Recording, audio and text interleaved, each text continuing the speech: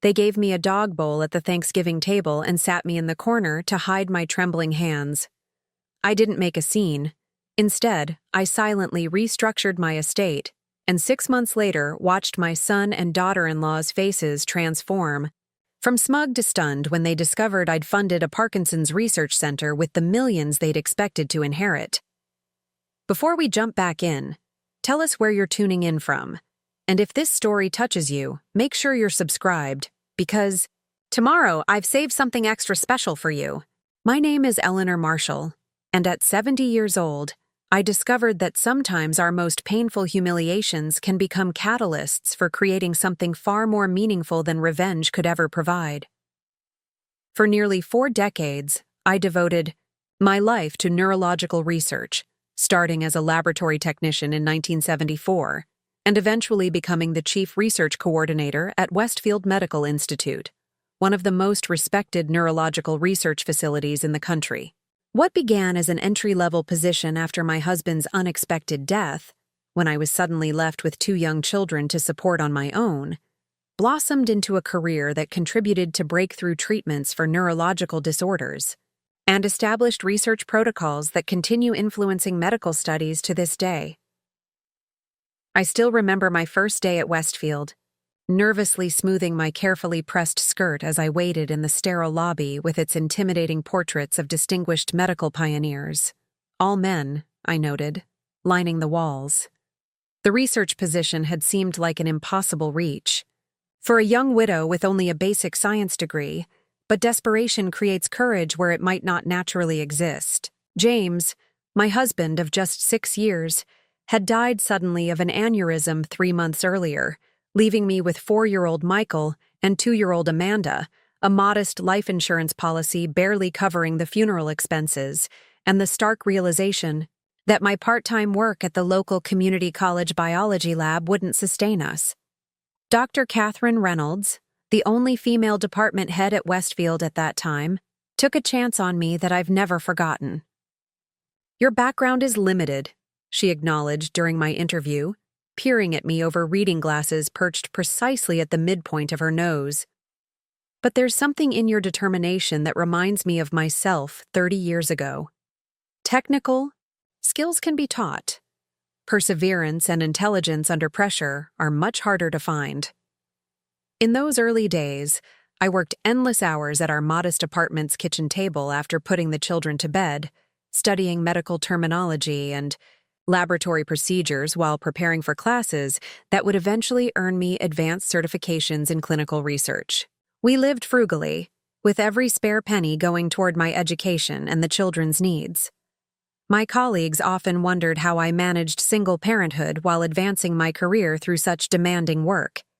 But determination born from necessity can create remarkable endurance. Our small apartment on Maple Street became a careful balance of professional ambition and maternal devotion. The children learned early to respect the stack of textbooks that permanently occupied one corner of our kitchen table, yet they never doubted their primacy in my life. I developed efficient systems for everything: meals prepared in weekend batches, children's clothes laid out the night before, study time allocated with military precision during their sleeping hours. There simply wasn't room for inefficiency in a life stretched thin across so many essential obligations. "You can either be defined by your circumstances or define yourself despite them," became my quiet mantra during those challenging years. It wasn't just about professional advancement, but showing my children, Michael and Amanda, that resilience and education could transform even the most difficult situations into opportunities for growth.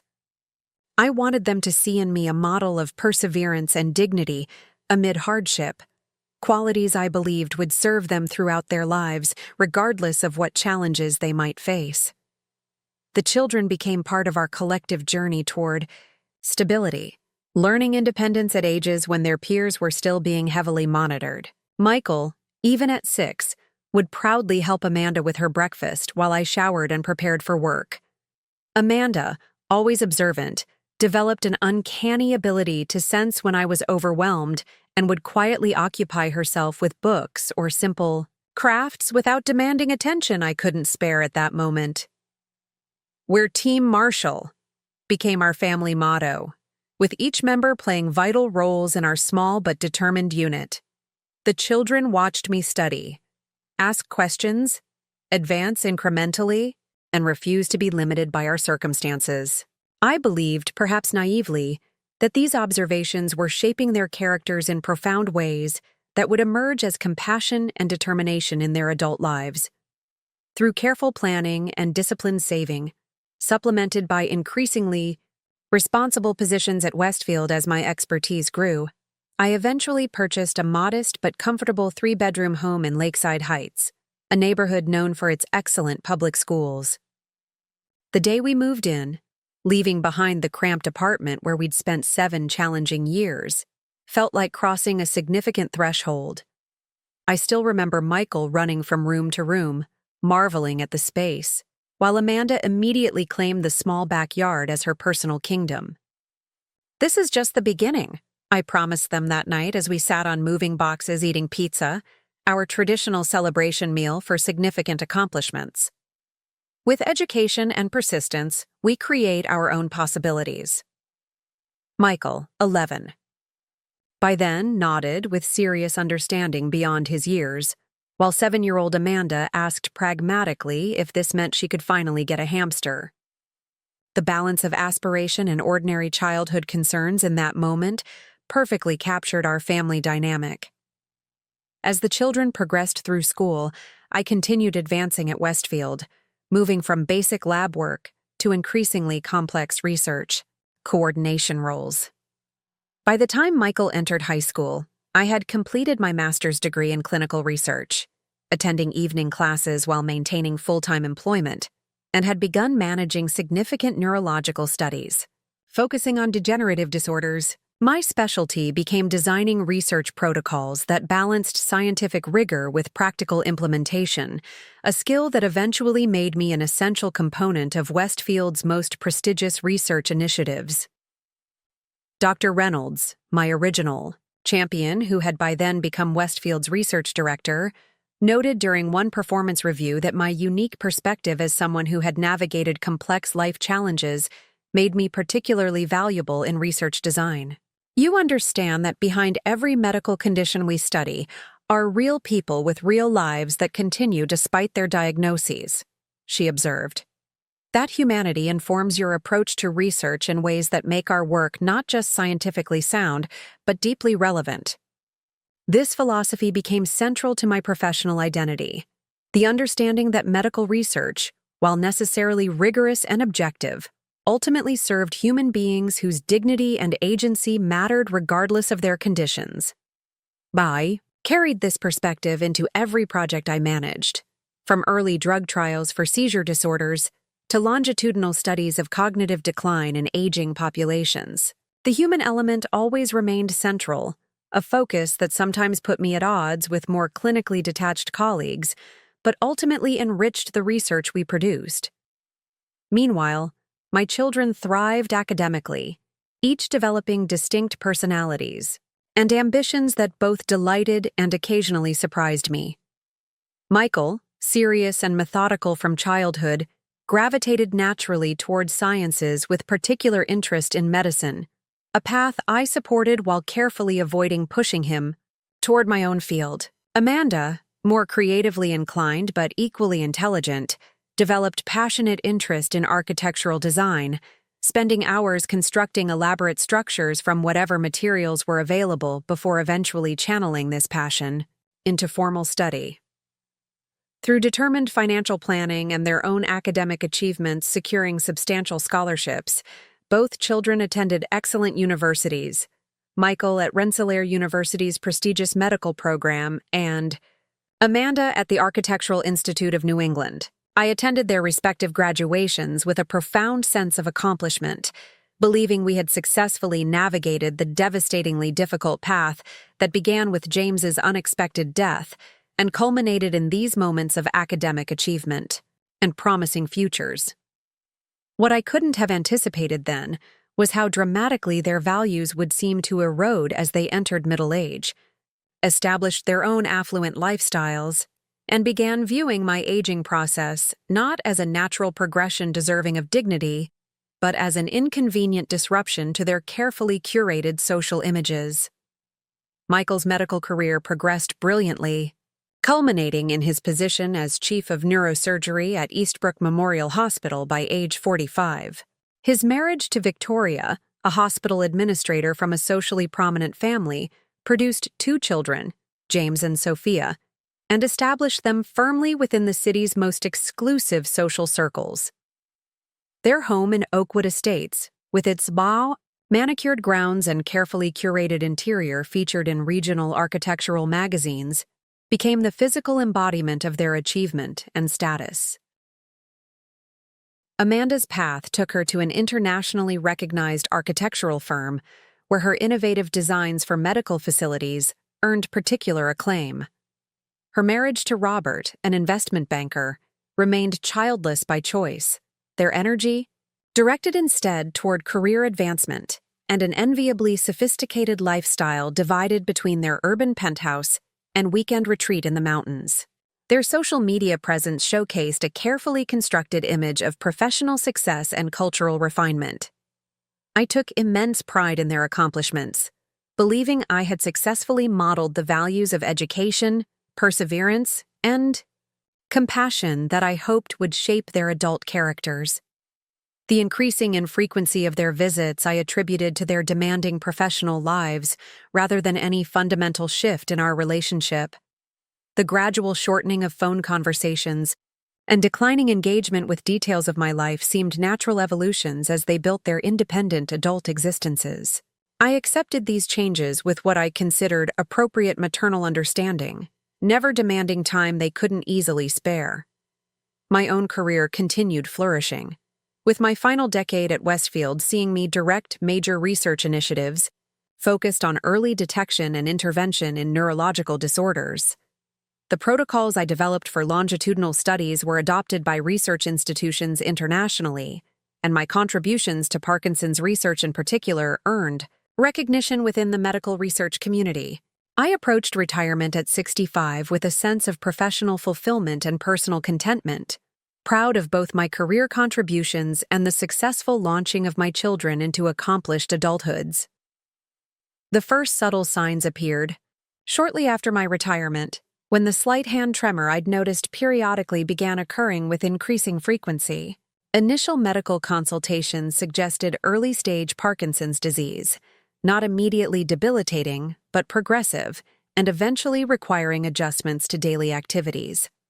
Given my professional background in neurological research, I approached this diagnosis with methodical planning rather than emotional devastation, researching treatment options, joining support groups, and implementing the recommended therapies to maintain maximum functionality.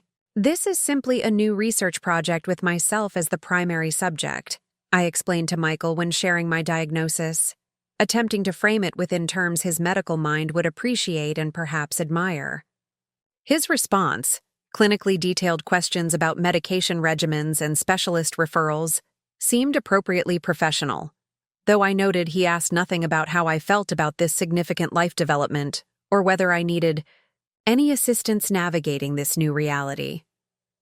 Amanda responded differently but equally distantly, sending an elaborate floral arrangement with a card expressing generalized well wishes but making no adjustments to our already infrequent communication patterns. The flowers, while beautiful, struck me as the kind of gesture one makes toward casual acquaintances facing health challenges, rather than one's mother receiving a life-altering diagnosis. I adapted to my condition with the same practical efficiency that had characterized my approach to widowhood decades earlier. My comfortable condominium, purchased specifically for retirement with features that would accommodate potential mobility changes, was gradually modified with subtle assistive features. I established relationships with appropriate specialists, diligently followed treatment protocols, and joined both research studies and support groups that kept me connected to the medical community I'd been part of for so long. What I hadn't factored into my careful planning was how my condition would gradually transform my relationship with my children, particularly with Michael, whose medical expertise might have suggested greater understanding, and Victoria, whose social ambitions in their exclusive community seemed increasingly at odds with having a mother-in-law with visible symptoms of a degenerative condition. The transformation occurred so gradually that its full impact wasn't apparent until that fateful Thanksgiving dinner. The first holiday after my hand tremors had become more noticeable, and my gait occasionally unsteady. I had arrived at their elegant suburban home with the cranberry relish I'd traditionally contributed to the family meal, looking forward to seeing my grandchildren and participating in the holiday traditions we'd established over years. Victoria greeted me with her characteristic air kiss beside my cheek, immediately taking the dish from my hands with a comment about helping me before there's an accident. Her perfectly highlighted hair remained immobile as she efficiently directed me toward the kitchen where preparations were underway, not quite meeting my eyes as she commented on how brave I was to continue making the relish despite my condition. The subtle implication that I should have purchased a commercial alternative rather than risk preparing food with trembling hands hung unspoken between us. Michael briefly emerged from his study to welcome me before returning to an important call with a colleague, leaving me with Victoria as she completed elaborate dinner preparations in her showcase kitchen. The grandchildren appeared briefly, clearly under instructions to be careful with Grandma, their natural exuberance dampened by Victoria's watchful supervision, ensuring they maintained what she clearly considered safe distance from my potentially unpredictable movements. When dinner was finally announced and the extended family gathered in the formal dining room with its gleaming silver and crystal, I noticed immediately that the elegant place settings had one conspicuous disruption. At what would have been my place was a large plastic bowl with Grandma written on it in marker, positioned away from the main table at a small side table. The conversation paused momentarily as everyone registered this arrangement, before Victoria explained with practiced concern. "We thought you'd be more comfortable here, Eleanor, where you won't have to worry about managing the formal dinnerware with your condition. The special bowl will make it easier for you to eat without accidents." The plastic dog bowl, for that's precisely what it was beneath the hastily applied label, sat like physical manifestation of how they now perceived me. No longer the accomplished professional, dedicated mother or family matriarch, but a messy inconvenience to be managed and marginalized. The slight irregularity where someone had attempted to remove the small paw print embossed on the side seemed final confirmation of its original purpose, now repurposed for the family member they considered little better than a troublesome pet. In that moment, looking at my son's carefully averted gaze and my daughter-in-law's thin smile disguising the evident embarrassment my aging process caused them, I had a choice. I could create a dramatic scene, highlighting their cruelty and potentially damaging my relationships with my grandchildren who watched wide-eyed from the main table. I could leave in tears, reinforcing their perception of me as emotionally fragile and incapable. Or I could make a different choice entirely. I smiled, thanked Victoria for her thoughtfulness, and took my place at the side table, eating my Thanksgiving dinner from a dog bowl while maintaining dignified conversation and careful attention to my grandchildren's school stories. Throughout the meal, I observed how my son and daughter-in-law exchanged relieved glances at my apparent acceptance of this new arrangement, how they subtly positioned themselves in family photographs to minimize my visibility, and how they spoke about me in the third person even when addressing questions about my health or activities. "Mother's medication schedule is quite demanding," Michael explained to his brother-in-law at one point, despite my presence merely feet away. "We're considering more comprehensive care options as her condition progresses." Victoria nodded in solemn agreement, adding, "The burden of self-management can become overwhelming for patients as symptoms advance." Their clinical discussion of my future continued as though I were already diminished, not just physically, but cognitively, unable to participate in decisions about my own care or preferences. The grandchildren watched this interaction with confusion, evident in their expressions, occasionally glancing toward me with uncertainty about how to reconcile the capable grandmother who still helped with science projects and attended their school performances with this apparently incapable person. Their parents described. 11-year-old James particularly seemed troubled by the disconnect, his thoughtful gaze moving between his father's authoritative pronouncements and my quiet presence at the side table. What they couldn't observe were the thoughts forming beneath. My calm exterior, not plans for confrontation or retaliation, but a profound reassessment of legacy and purpose that would ultimately transform both my remaining years and the landscape of neurological research in ways they couldn't imagine. The dog bowl wasn't merely an insult, but a revelation, crystal clear insight into how they perceived me now that my physical capabilities had begun to diminish. The casual cruelty revealed fundamental truth about values I had failed to successfully transmit despite decades of modeling resilience, dignity, and compassion. As the meal concluded and dessert was served, mine in the same plastic bowl now filled with a significantly smaller portion of pumpkin pie than those on the delicate china plates at the main table, I maintained pleasant conversation while a plan began forming. The considerable estate I had carefully built through decades of professional advancement and disciplined investment, funds I had always intended to divide between my children as their inheritance, suddenly represented opportunity for entirely different legacy more aligned with the values they had failed to absorb. When Michael helped me to the car at evening's end, his perfunctory goodbye kiss accompanied by vague promises to check in on me the following week, I recognized the paternal tone had replaced any sense of filial respect or genuine concern. The transformation was complete, from mother to burden, from respected professional to management problem, from family matriarch to embarrassing liability. Driving home through streets decorated with early holiday lights, I felt remarkable clarity, rather than devastation. The painful revelation of the dog bowl had crystallized what had been gradually emerging for years. My children valued appearance over substance, status over compassion, and social perception over human dignity. Yet, rather than bitterness, I felt something unexpectedly liberating in this acknowledgement. If the values I had attempted to instill had failed to take root in my children, perhaps they could find expression through entirely different legacy, one that would honor the dignity of those facing conditions like mine, while advancing research that might help future generations navigate neurological challenges with greater understanding and effective treatment. The dog bowl intended to contain and minimize me had instead released me from illusions about family obligation and conventional inheritance. As I carefully navigated into my garage, I found myself mentally planning my call to Philip Winters, my financial advisor and attorney, first thing the following morning. There was much to discuss and significant restructuring to implement, not out of vengeance, but from newly clarified purpose that would transform humiliation into meaningful contribution far beyond what conventional inheritance could have accomplished.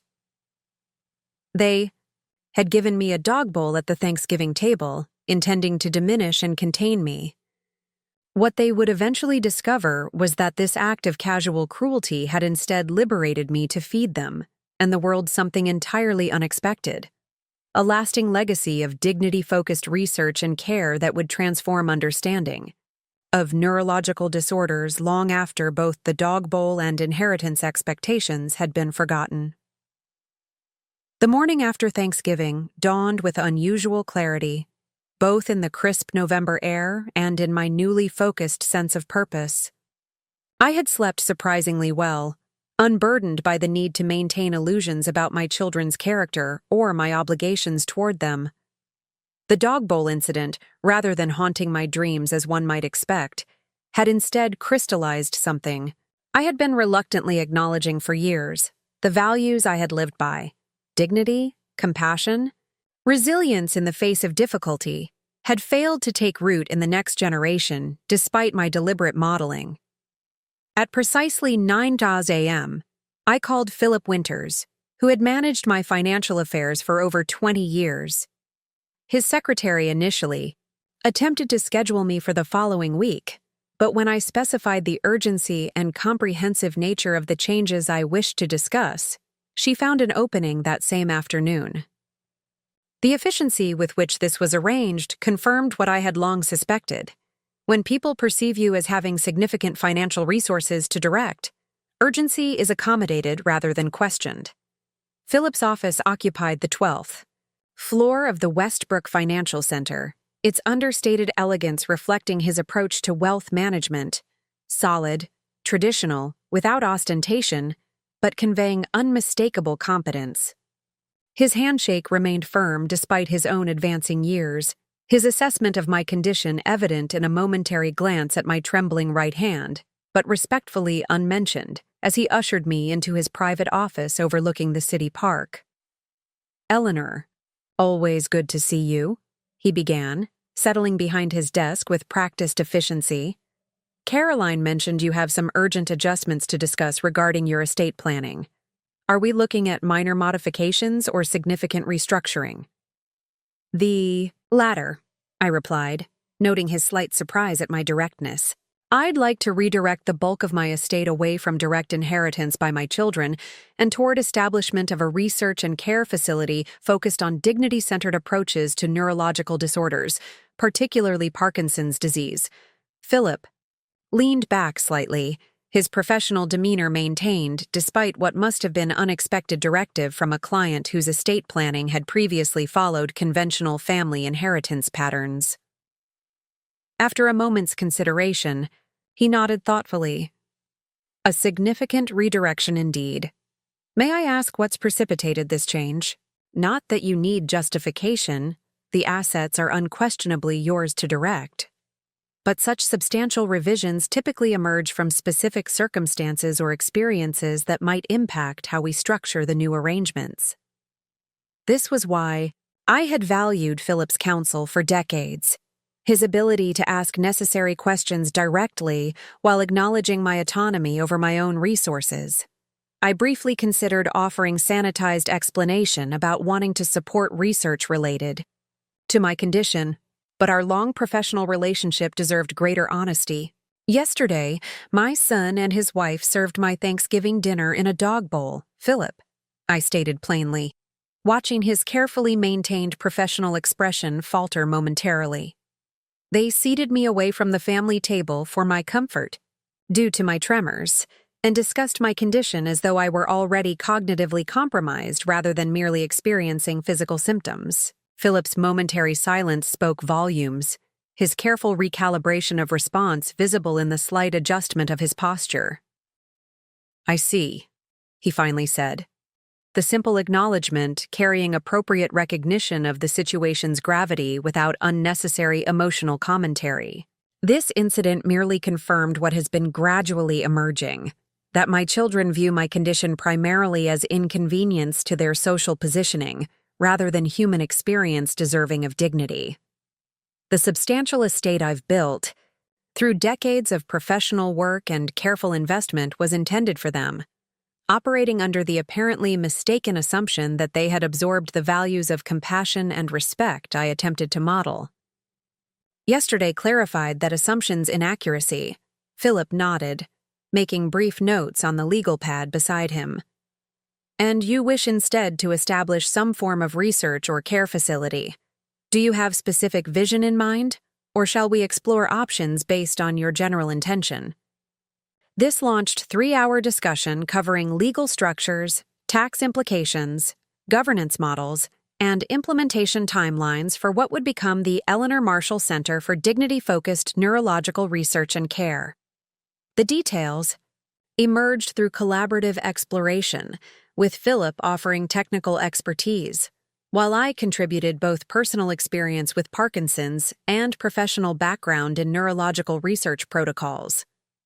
The key distinction, I explained as our planning deepened, should be integrating dignity as central consideration in both research approaches and practical care implementations. My experience both professionally and now personally suggests medical research often advances treatment efficacy while inadequately addressing the profound impact on patients' sense of personhood and agency. The trembling hand becomes the primary identity rather than one aspect of complete human being. Philip's increasingly engaged responses suggested this approach resonated beyond mere professional facilitation. My father had Alzheimer's. He shared unexpectedly, the rare personal disclosure indicating how our discussion had transcended standard client interaction. Brilliant financial mind reduced to being referred to as a difficult patient rather than the complex person he remained. Despite his condition, I understand exactly what you're describing. By afternoon's end, we had established preliminary framework. The Eleanor Marshall Center would be structured as freestanding nonprofit research and care institute affiliated with but independent from Westfield Medical Center. My estate, approximately $8.7 million accumulated through my career, prudent investments, and property appreciation, would provide founding endowment, with governance structure preventing any family interference while ensuring ongoing alignment, with the core mission of dignity-centered approaches. We'll need to assemble appropriate board, Philip noted as we finalized initial planning. Individuals with relevant expertise who share your vision regarding dignity-centered care rather than merely impressive credentials or institutional affiliations. I have several former colleagues in mind, I replied, thinking particularly of Dr. Catherine Reynolds, now retired but still intellectually formidable and philosophically aligned with this approach. And I'd like representation from patient advocacy perspectives as well, those with lived experience of neurological conditions who can speak to the dignity issues firsthand. As I prepared to leave, Philip asked the question I had been anticipating. And your children? Do you wish to inform them of these changes in advance, or would you prefer they learn through formal notification once the documentation is complete? I considered this carefully, weighing natural parental inclination against clear-eyed assessment of their likely responses. I believe formal notification will be most appropriate. Any advanced discussion would likely devolve into attempts to dissuade me based on presumptions about my cognitive capacity or emotional stability. The completed legal structure will speak for itself. Philip nodded, his expression suggesting he had anticipated this response. We'll proceed accordingly. And Eleanor, he added as his assistant helped me with my coat. For what it's worth, I think this redirection represents something far more meaningful than conventional inheritance could have achieved. Legacy measured through purpose, rather, than merely financial transfer. This unexpected philosophical observation from my usually pragmatic financial advisor confirmed the rightness of my decision. I was not acting from emotional reaction to humiliation, but creating purpose aligned with values I had demonstrated throughout my professional life and personal journey. The weeks following Thanksgiving passed without significant contact from my children beyond Michael's perfunctory phone call the following Sunday, during which he asked standardized questions about my medication regimen, without inquiring about my emotional well-being or offering any acknowledgement of the dog bowl incident. His tone carried the professionally detached concern one might use, with patience rather than the personal connection expected between mother and son. Amanda's Christmas card arrived with generic holiday wishes printed by the stationery company, her personally inscribed "Love You, Mom" at the bottom notable for its hasty execution. These limited interactions reinforced rather than challenged my decision regarding the estate redirection. They confirmed what the dog bowl had symbolized, that my children viewed me primarily through the lens of my condition rather than the complete person I remained despite physical symptoms. Their discomfort with the visible manifestations of Parkinson's had seemingly erased their ability to engage with the mother who had raised them through difficult circumstances, advanced a meaningful career, and modeled values apparently lost in transmission to the next generation.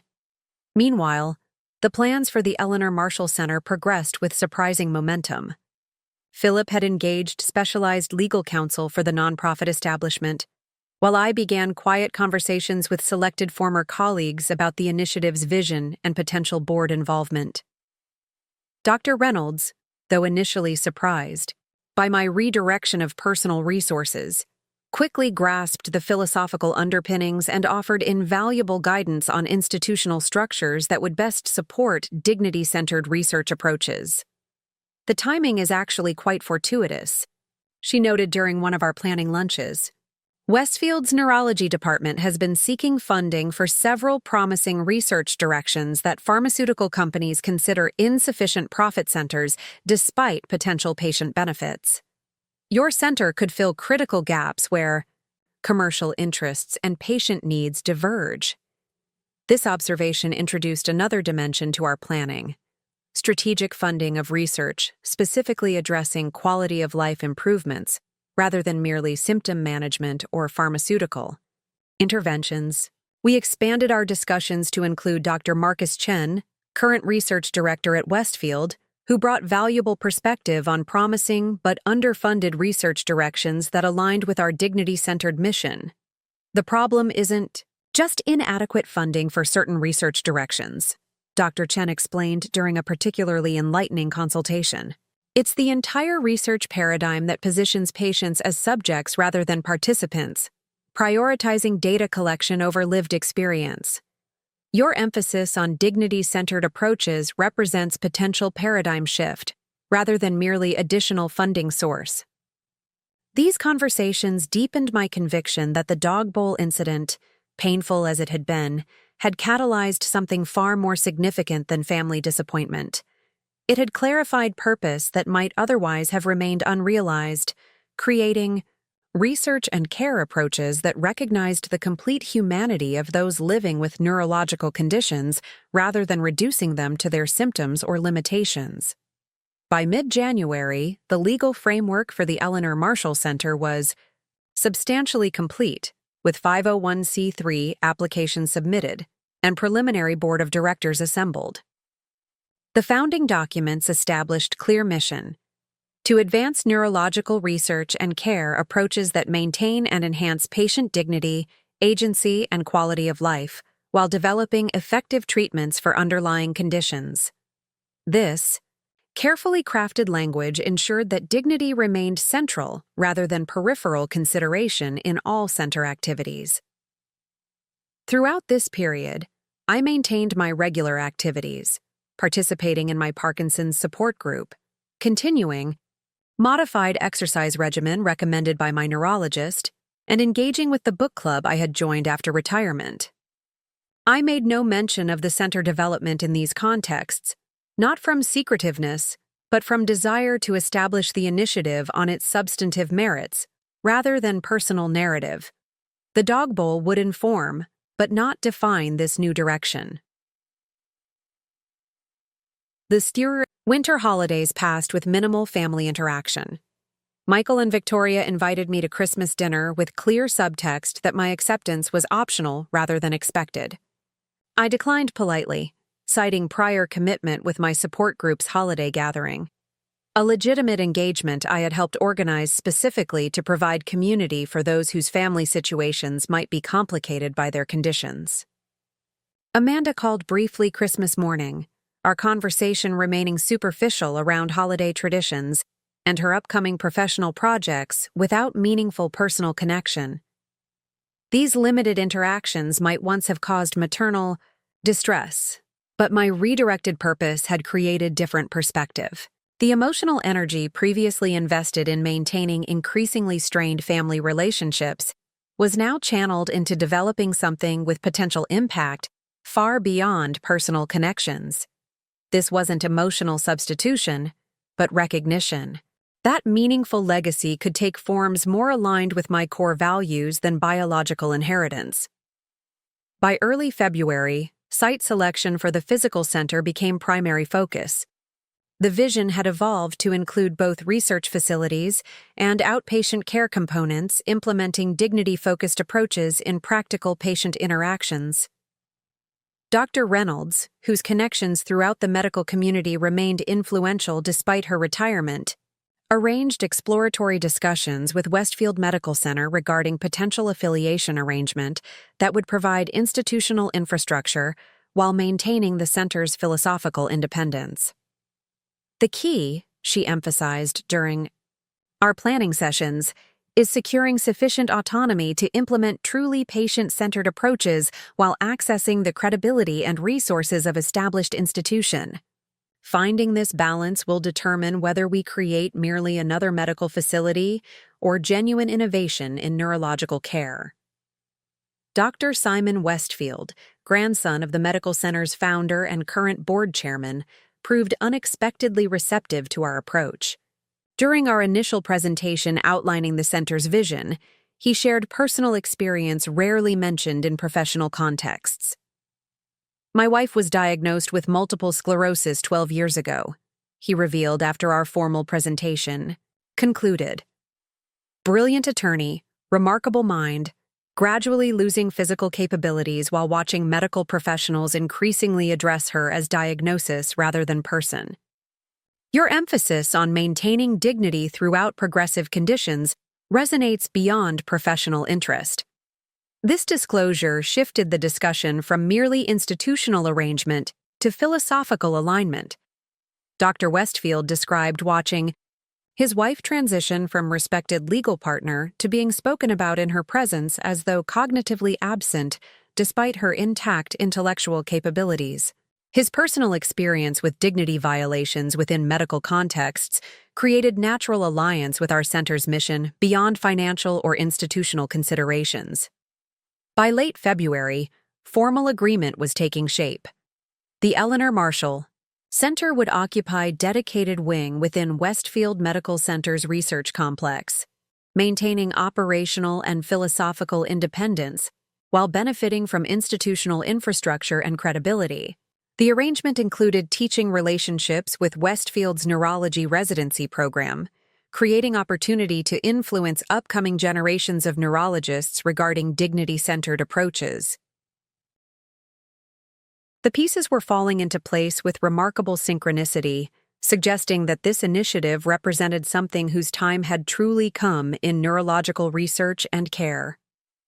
What had begun as response to personal humiliation was evolving into potentially significant contribution to how neurological conditions were understood and addressed within medical contexts.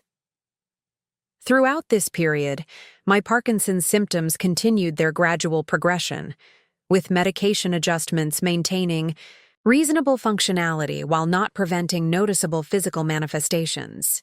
I experienced occasional difficult days when tremors intensified or balance became particularly challenging, but these physical realities only deepened my commitment to approaches that would recognize the complete person beyond their symptoms. My participation in Parkinson's support groups took on additional dimension as I quietly observed how differently members were treated by their families and medical providers.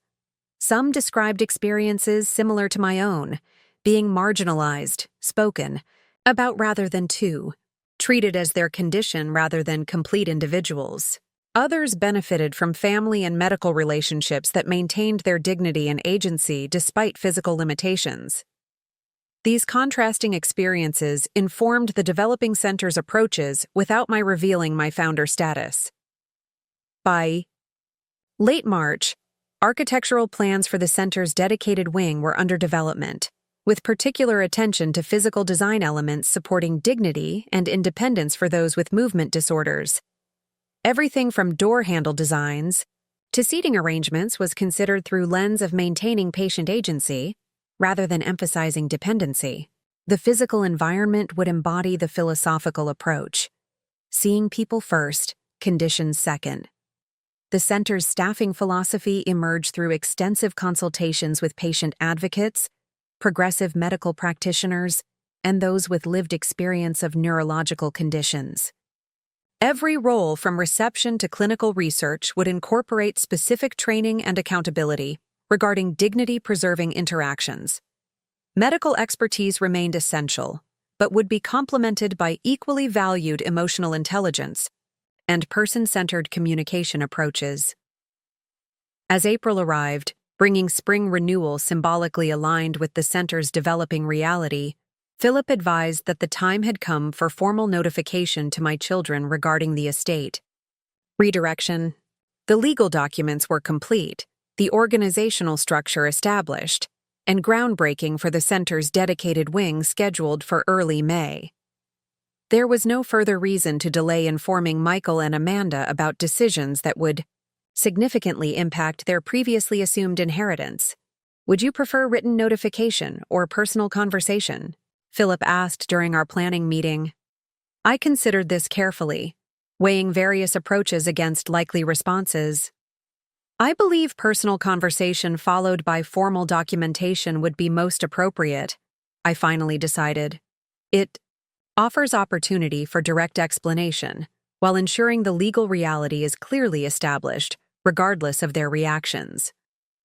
We scheduled the conversation for Sunday afternoon at my condominium, neutral territory that would allow private discussion without the power dynamics of either children's homes where I had previously been marginalized.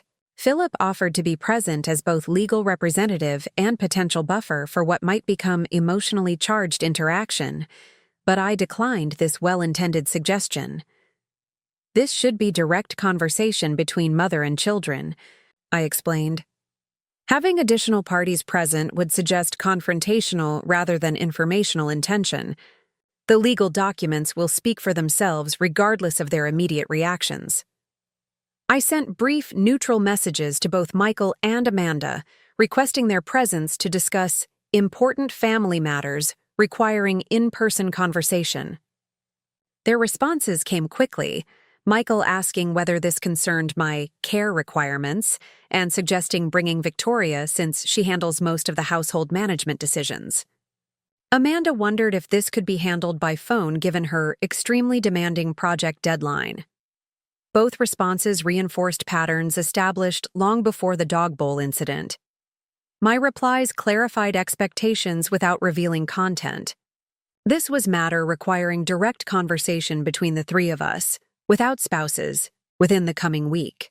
The uncharacteristic firmness of my communication apparently registered as both confirmed attendance for the suggested Sunday afternoon, though Michael noted he could stay no more than 1 hour due to professional commitments. The days leading to this conversation brought surprising emotional equanimity rather than anxiety. The decisions had been made, implementation well underway, and purpose clearly established. Their responses, whether approval, disappointment, or anger, would not change the center's development or my conviction regarding its value. This wasn't abandonment of maternal feeling, but recognition that meaningful legacy could take forms beyond conventional inheritance, particularly when family relationships had evolved in ways that no longer reflected shared values. Sunday arrived, with perfect spring clarity, sunlight streaming through my condominium windows illuminating the photographs and mementos collected throughout my career and family life. I had arranged simple refreshments, nothing that required assistance serving or suggested special occasion, but basic hospitality acknowledging our family connection despite evolved circumstances. Michael arrived precisely at the appointed time, his professional punctuality unchanged despite personal context. Amanda followed 15 minutes later, offering practiced excuses about traffic that we all recognized as habitual buffer against time commitments. They seated themselves with noticeable distance between them, their adult relationship characterized by respectful detachment rather than close sibling connection. Both directed automatic attention to their phones before catching themselves and reluctantly placing them face down on the coffee table. "Thank you both for coming," I began, noting their wary expressions suggesting anticipation of discussions about my care needs or living arrangements. "I've asked you here to inform you of significant decisions I've made regarding my estate planning that will affect what you might have previously assumed about inheritance matters." This direct opening created immediate attentional shift, Michael. Straightening slightly, Amanda's casual posture becoming more alert. Financial matters apparently warranted fuller attention than mere family conversation or maternal well-being would have received. "As you know, I've been fortunate to accumulate substantial assets through my career and investments," I continued, maintaining deliberate, clear delivery. "Until recently, my estate planning followed conventional patterns, with the bulk of these, assets designated for equal division between you upon my death. Recent experiences have led me to reconsider this approach in favor of creating more meaningful legacy aligned with values I've held throughout my professional and personal life. Michael's expression shifted toward the careful neutrality he employed, with patients receiving unexpected diagnoses, while Amanda's more transparent reactions displayed confusion transitioning toward concern.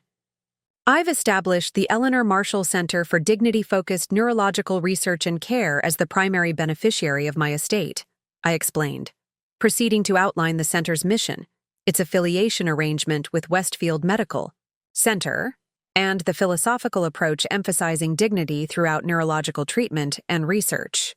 I described the dedicated wing under construction, the distinguished board members already engaged, and the groundbreaking ceremony scheduled for early May. Throughout this explanation, I maintained direct, matter-of-fact tone without emotional emphasis or accusatory references to specific catalysts. The dog bowl incident remained unmentioned, though its influence surely hung unspoken between us. I presented the center's establishment as positive creation, aligned with my lifelong values, rather than reactive response to family disappointment. When I finished the overview, momentary silence filled the sunlit living room before Michael spoke, his tone maintaining professional detachment barely masking evident tension. I'm not sure I understand completely. Are you saying you've redirected your entire estate to this center? What provisions remain for your family? The redirection is substantial but not complete, I clarified. Each of you will receive $100,000 upon my death, along with specific personal items designated in the updated will. The remaining assets, approximately $8.5 million, will fund the center's endowment and operational establishment. The specific figures created visible impact, Amanda's sharp intake of breath, Michael's tightened jaw indicating calculations rapidly adjusting in his mind. The substantial reduction from anticipated inheritance to what would be, for them, relatively modest amount clearly registered as significant shift from their expectations. Mom, is this because of… Amanda began, then paused, seemingly unsure how to reference whatever catalyst she suspected had prompted this dramatic redirection. This decision emerges from careful consideration of meaningful legacy, I responded, addressing her unfinished question with deliberate focus on purpose rather than precipitating incidents. My career has been dedicated to advancing neurological research while maintaining focus on the humans behind the conditions we study. The center represents natural extension of those commitments with potential impact far beyond what conventional inheritance might have accomplished. Michael's response emerged with clinical precision, typical of his professional manner. I'm concerned about potential undue influence on these decisions, particularly given your condition's potential cognitive impacts. Have you undergone neuropsychological evaluation recently to establish decision-making capacity? This medicalization of my choices, immediately questioning cognitive capacity rather than engaging with substantive rationale, precisely illustrated the perspectives that had informed my decision. My son, the neurosurgeon, could not conceptualize his mother's autonomous choice as reasonable unless verified by clinical assessment, rather than merely differing from his expectations or interests. My neurologist conducts regular cognitive assessments as standard protocol for Parkinson's monitoring, I replied evenly. The most recent evaluation 6 weeks ago showed no significant cognitive impacts. Additionally, the center's establishment involved extensive legal review, specifically including capacity assessment, to ensure all decisions reflect my clear intentions and understanding. Amanda, less practiced at professional detachment than her brother, moved toward more direct emotional appeal. But Mom, we're your family. Doesn't that mean anything? This feels like punishment for something we don't even understand. This opening created opportunity for the conversation's most important clarification, that this wasn't punitive reaction, but purposeful redirection based on meaningful values that had apparently failed to transfer despite decades of modeling.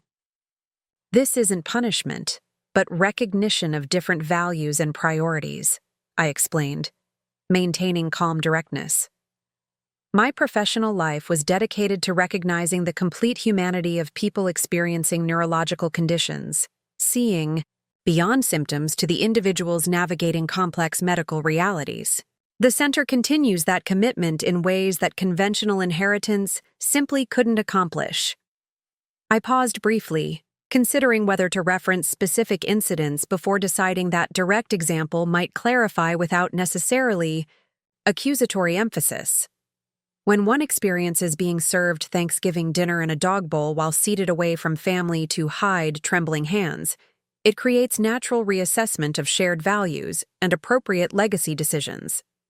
The direct reference hung in the sunlit room, Michael's gaze dropping momentarily while Amanda's expression registered genuine shock, suggesting possible unawareness of the specific incident despite generally shared attitudes about my condition.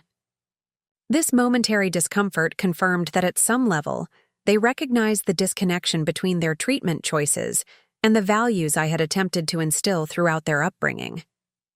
"That was Victoria's idea," Michael finally offered, his deflection characteristic rather than surprising. "She was trying to be practical about potential spills or accidents. The specific incident matters less than the underlying perspectives." "It revealed," I responded, refusing the diversion toward blame allocation or particular justifications. "What became clear through various interactions is that my condition has become defined primarily as inconvenience or embarrassment rather than human experience deserving of dignity and respect. The center's establishment addresses that fundamental disconnect by creating approaches that recognize the complete person beyond their symptoms or limitations." As our conversation continued through its difficult terrain, I maintained focus on the center's positive purpose rather than family disappointment. I described the dignity-centered research approaches being developed, the care protocols emphasizing patient agency, and the potential impact on how neurological conditions would be addressed for countless others facing similar circumstances. Gradually, the discussion shifted from initial shock and defensive responses toward reluctant acknowledgement of the legal reality, if not philosophical alignment. Michael's analytical mind quickly assessed that challenging my capacity would require extensive legal proceedings with uncertain outcomes and potential reputation consequences for his medical practice. Amanda, more emotionally transparent but equally pragmatic, recognized that the development was too far advanced for effective intervention. As they prepared to leave, their departures staggered by mutual unspoken agreement to avoid post-meeting conversation with each other, I offered one final perspective intended not as reconciliation, but as potential bridge toward eventual understanding. "The center's establishment doesn't erase our family connection or shared history," I noted, maintaining calm directness rather than emotional appeal. "You remain my children, and that relationship exists independently from inheritance expectations or philosophical alignment. The center's development may create opportunity for new understanding about dignity in neurological conditions that might eventually resonate beyond current differences." Their responses remained guarded. Michael's professionally neutral acknowledgement, Amanda's conflicted expression suggesting emotional processing still underway. Neither indicated immediate acceptance or alignment, but sufficient recognition of the reality had been established to move forward with the center's public announcement and formal establishment. As the door closed behind Amanda's departure, I experienced surprising lightness rather than emotional heaviness. The conversation had accomplished its necessary purpose without devolving into unproductive conflict or manipulative appeals. The center would proceed as envisioned, potentially creating significant contributions to how neurological conditions were understood and addressed within medical contexts. The dog bowl intended to contain and diminish me had instead catalyzed creation extending far beyond conventional family inheritance or personal vindication. What had begun as humiliating marginalization was transforming into potential paradigm shift in approaches to neurological care, legacy measured through purpose rather than merely financial transfer or family continuity. They had given me a dog bowl at the Thanksgiving table, intending to contain and manage my condition's visible manifestations. What would emerge instead was a comprehensive center dedicated to ensuring that no one with neurological conditions would experience similar diminishment or marginalization, feeding the world something far more nourishing than they could have anticipated when reducing complex human experience to plastic container at separate table. The morning of the groundbreaking ceremony for the Eleanor Marshall Center dawned with remarkable clarity, spring sunlight illuminating the hospital campus, with symbolic promise of new beginnings. As I stood before the mirror adjusting my outfit, a tailored navy suit selected for both professionalism and ease of movement, I observed my hands with their now familiar tremor, without the negative self-consciousness that might once have accompanied this assessment. The physical manifestation of Parkinson's remained unchanged, but my relationship to it had transformed profoundly since that Thanksgiving dinner 6 months earlier. The dog bowl intended to contain and diminish me had instead catalyzed clearer vision regarding how neurological conditions were typically addressed, not just in family contexts, but throughout medical systems that often prioritized symptom management over dignity preservation. That plastic container with my hastily scrawled name had become unexpected watershed between acceptance of conventional approaches and creation of something potentially transformative for countless others facing similar conditions. The ceremony had been carefully planned to emphasize substance over spectacle, meaningful commencement of important work rather than mere publicity event. Representatives from Westfield Medical Center, the neurological research community, patient advocacy organizations, and selected media outlets would attend, along with the distinguished founding board members who had committed their expertise to the center's development. Notable by their expected absence were my children, neither of whom had responded to the formal invitation sent weeks earlier, along with informational materials about the center's mission and approach. Dr. Catherine Reynolds arrived at my condominium. Precisely at 9:30, her characteristic punctuality unchanged despite her retirement status. At 82, she remained formidable presence, elegant in tailored charcoal pantsuit with her silver hair swept into classic chignon, her posture reflecting decades of commanding respect in medical environments that hadn't always welcomed female leadership. "Ready for your next significant contribution to neurological understanding?" she asked, her tone balancing professional recognition with personal warmth developed through decades of mentorship and friendship. As founding board chairperson, she had immersed herself in the center's development with energy belying her age, bringing invaluable institutional knowledge and connections to our planning. "As ready as one can be for uncharted territory," I replied, gathering the speech note cards I had prepared and reviewed extensively.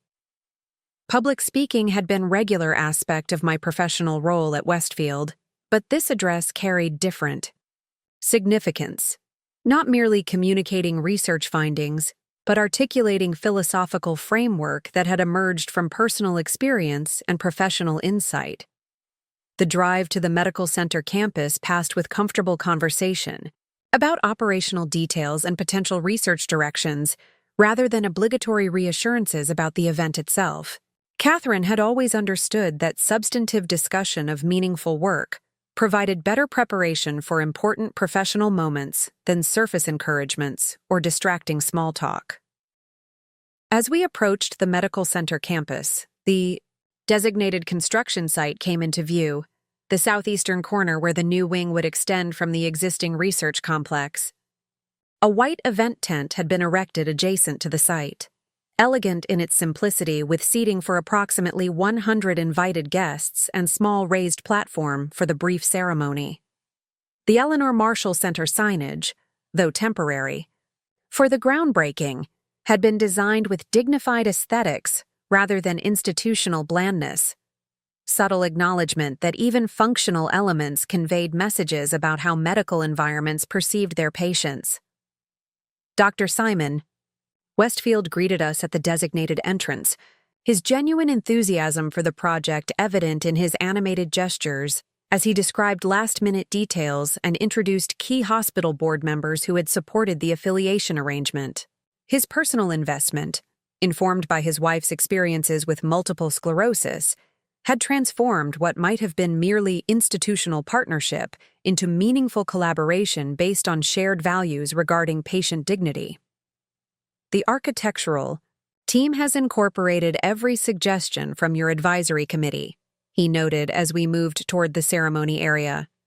The progressive design elements supporting autonomy and dignity will make this facility significantly different from traditional neurological treatment environments. Several board members initially questioned the additional investment these features required, but your presentation on the relationship between environmental design and patient outcomes was apparently quite convincing. This acknowledgement highlighted how quickly the center's influence had begun extending beyond its direct operations, already affecting institutional thinking about environmental elements in patient care. The ripple effects were emerging before the first brick had been laid, subtle shifts in perspective about how physical spaces reflected and reinforced attitudes toward those with neurological conditions. As invited guests began arriving, I observed the diverse attendance with satisfaction.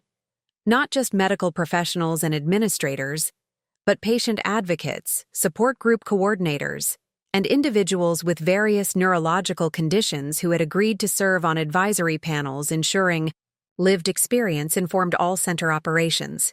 This wasn't merely medical facility establishment, but community creation, bringing together perspectives often separated by professional boundaries or institutional hierarchies.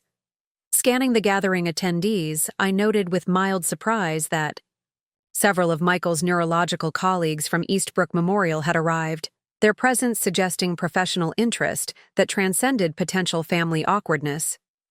There was no sign of Michael himself or Amanda, their absence speaking volumes about prioritization and continued discomfort with my redirection of expected inheritance toward public purpose. At precisely 10:30, Dr. Westfield approached the podium to commence the ceremony, welcoming attendees and contextualizing the center's establishment within Westfield Medical Center's broader mission. His remarks framed the initiative as natural evolution in neurological care rather than radical departure, strategic positioning that would facilitate institutional acceptance while allowing meaningful innovation within established medical frameworks.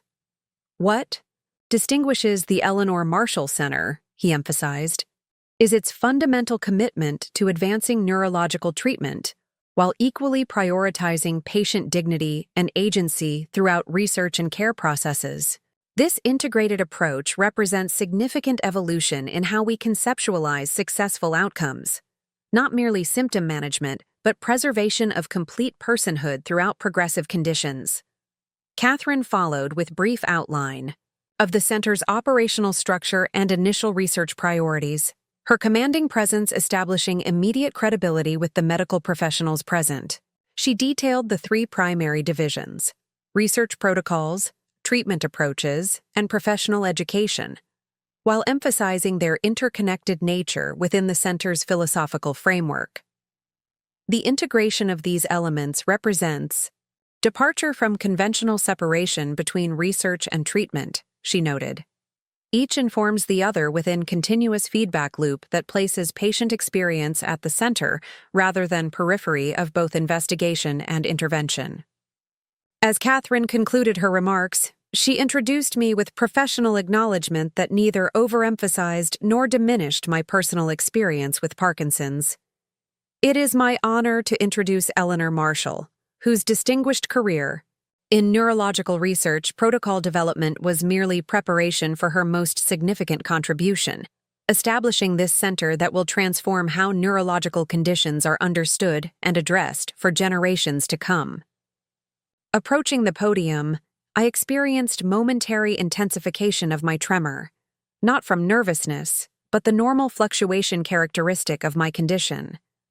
Rather than attempting to minimize or hide this physical reality, I acknowledged it.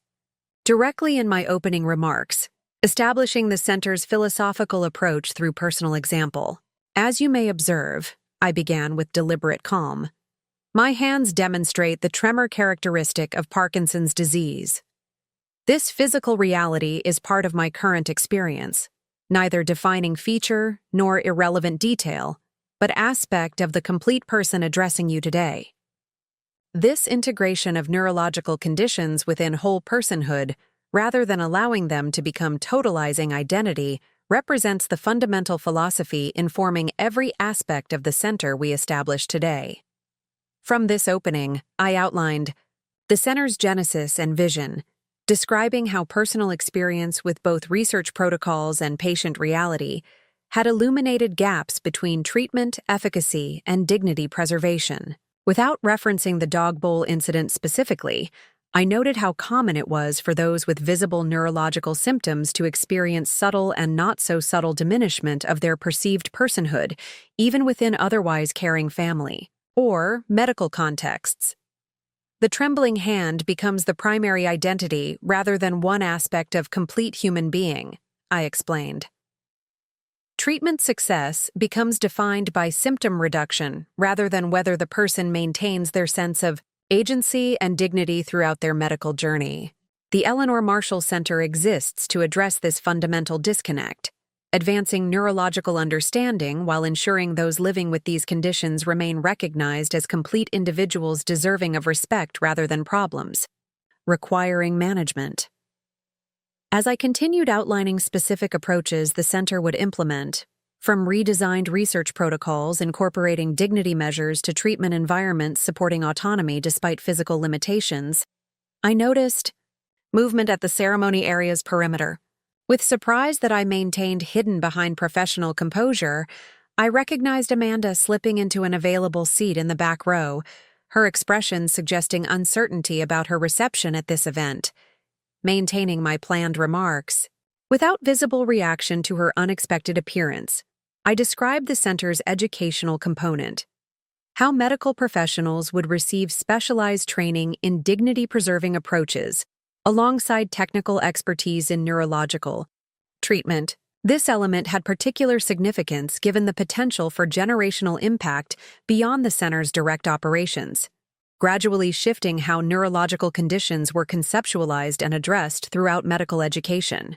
By integrating dignity considerations into professional training from the beginning, I emphasized, we create opportunity for systemic change extending far beyond our direct operations. Future neurologists, researchers, and care providers will understand that preserving patient personhood represents central element of successful treatment, rather than optional nicety or administrative afterthought. As I concluded my address with appreciation for those whose collaboration had transformed initial concept into operational reality, I noticed Amanda's attentive focus, not the polite disengagement characterizing her typical response to my professional discussions, but genuine attention suggesting possible reconsideration of the center's significance beyond her inheritance disappointment. The ceremonial groundbreaking followed, symbolic rather than actual construction commencement, with selected representatives each turning small portion of earth with ceremonial shovels bearing the center's logo. As founding donor, I participated, alongside Dr. Westfield, Catherine, patient advocate representatives, and lead researchers who would direct the center's initial projects. The photographers documented this moment with professional efficiency, creating images that would establish the center's public narrative beyond today's ceremony. Following the formal proceedings, reception allowed meaningful conversations beyond ceremonial remarks. I engaged with board members, research directors, and patient advocates, discussing practical implementations of our philosophical approach while occasionally monitoring Amanda's movements through peripheral awareness. She remained at the event's edges, observing interactions rather than participating directly, her presence itself representing potentially significant shift from her initial response to the inheritance redirection. When natural pause emerged in my conversations, I approached her with deliberate casualness, neither highlighting the significance of her attendance nor ignoring the complexity of our current relationship. "I'm glad you could attend," I offered simply, maintaining comfortable distance that acknowledged both connection and recent tensions.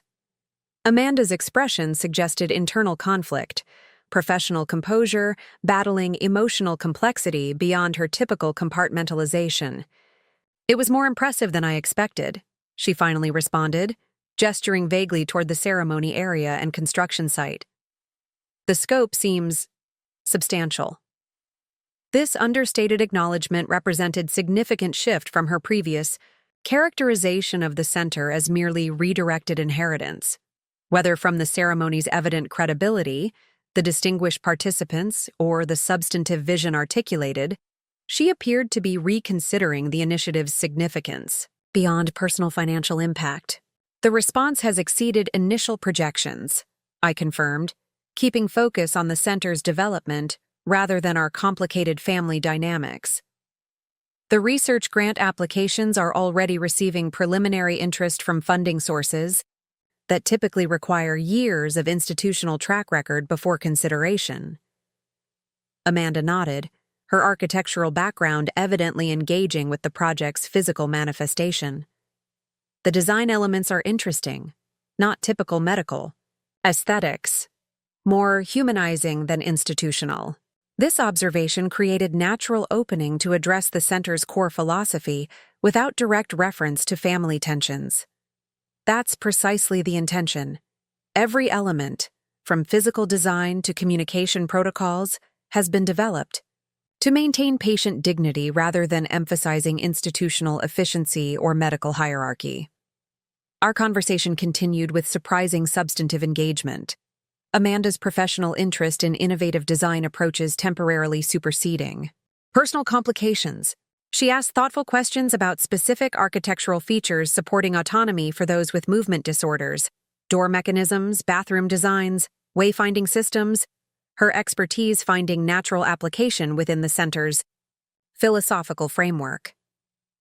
This unexpected connection through professional substance rather than family obligation suggested potential bridge beyond the current estrangement. Not immediate reconciliation or values alignment, but recognition that meaningful contribution might transcend personal disappointment or inheritance expectations. As our conversation concluded with her departure for a previously scheduled client meeting, Amanda hesitated momentarily before offering unexpected observation. Dad would have found this interesting, the integration of design and medical functionality. It's the kind of interdisciplinary approach he always appreciated. This reference to her father, my late husband James, whose unexpected death had catalyzed my professional journey decades earlier, carried emotional significance beyond its surface content.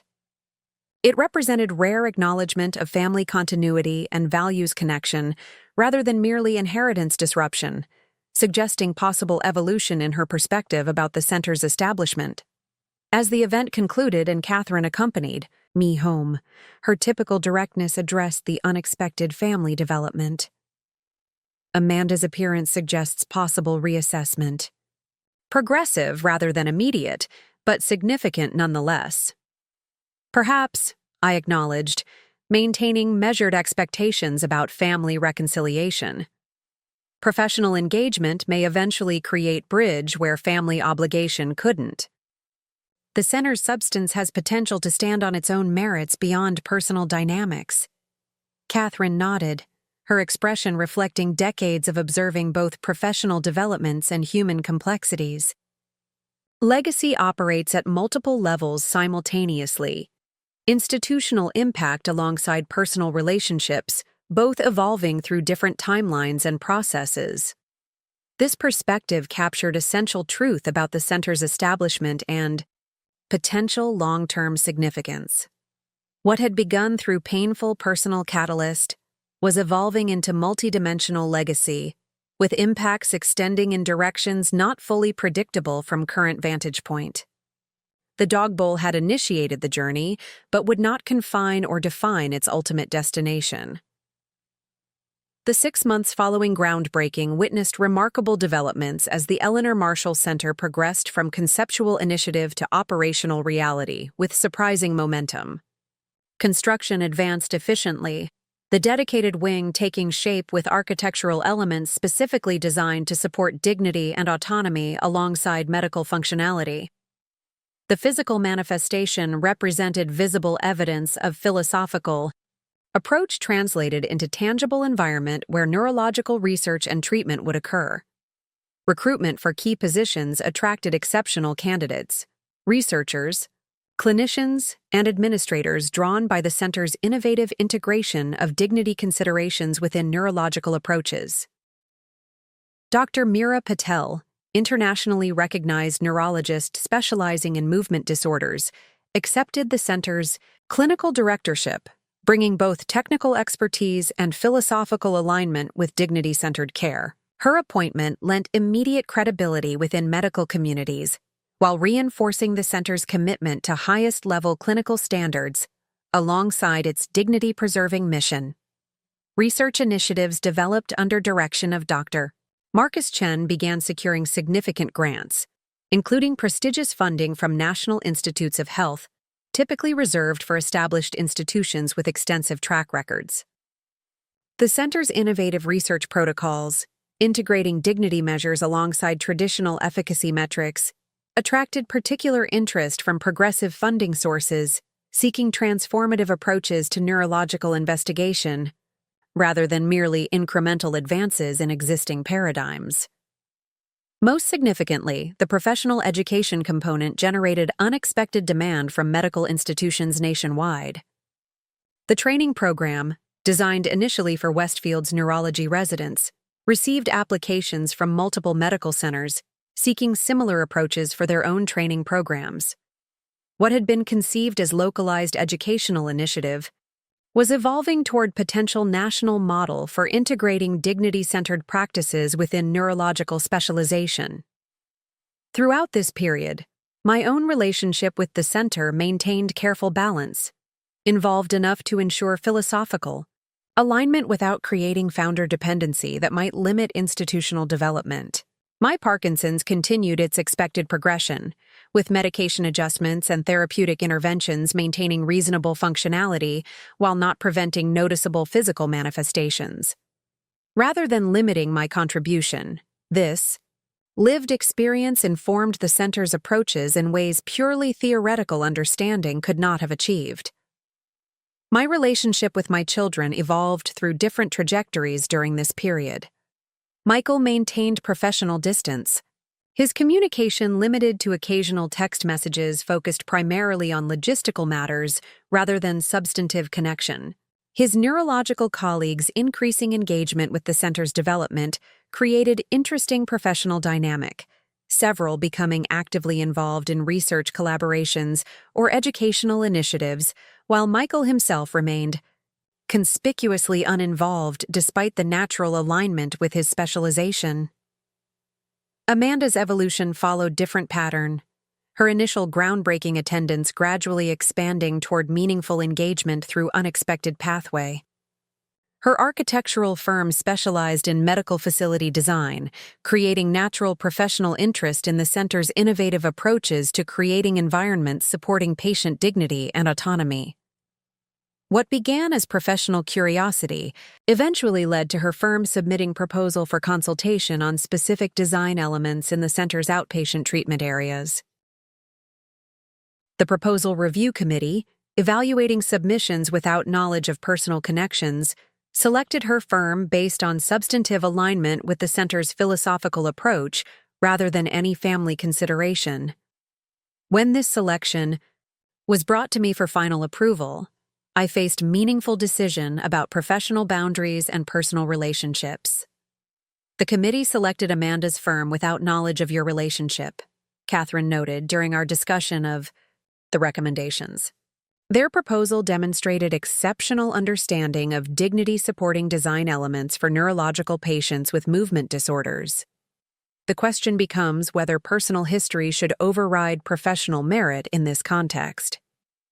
After careful consideration, I approved the selection with specific parameters establishing appropriate professional boundaries. Amanda's firm would provide specialized design consultation for designated outpatient areas, working through normal professional channels rather than direct engagement with me. This arrangement respected both the committee's independent judgment and necessary boundaries between personal relationships and organizational operations. Amanda's response to this development revealed significant evolution in her perspective. Rather than viewing it through lens of family reconciliation or inheritance compensation, she approached the engagement with professional substance and evident interest in the center's innovative approaches. Her communication about the project addressed design elements and implementation considerations rather than our complicated personal history, creating bridge through shared commitment to meaningful work rather than obligatory family connection. The center's emphasis on maintaining dignity through environmental design represents significant evolution in medical facility approaches, she noted during project planning meeting, her professional focus temporarily superseding personal complications. The integration of aesthetic elements supporting patient agency alongside clinical functionality creates opportunity for genuine innovation rather than merely cosmetic improvements to traditional models. This engagement through professional substance rather than family obligation gradually created space for more personal reconnection, though not immediate resolution of inheritance disappointment or complete values alignment. Our interactions maintained primary focus on the center's development, while occasionally acknowledging broader personal dimensions without directly addressing the dog bowl catalyst or inheritance redirection. The center's official opening in late October, almost exactly 1 year after that fateful Thanksgiving dinner, marked significant milestone in this ongoing evolution of both institutional development and personal relationships. The completed facility represented remarkable achievement in both physical infrastructure and operational establishment. The innovative design housing equally innovative approaches to neurological research and treatment. The opening ceremony attracted substantial attendance from medical communities, patient advocacy organizations, and community representatives, with selected media coverage focusing on the center's dignity-centered approaches as potential paradigm shift in neurological care. Catherine delivered primary address highlighting the center's mission and initial accomplishments with characteristic eloquence, while Dr. Westfield emphasized the institutional partnership's significance within broader medical landscape. My own role remained deliberately modest, brief remarks focusing on the center's philosophical foundations rather than personal narrative or founder celebration. This approach reflected both practical consideration regarding my increasingly visible symptoms and philosophical commitment to institutional mission beyond individual recognition. The center's significance would ultimately be measured through its impact on neurological understanding and patient experiences rather than founder acknowledgement or personal vindication. Most notable among the attendees were both my children.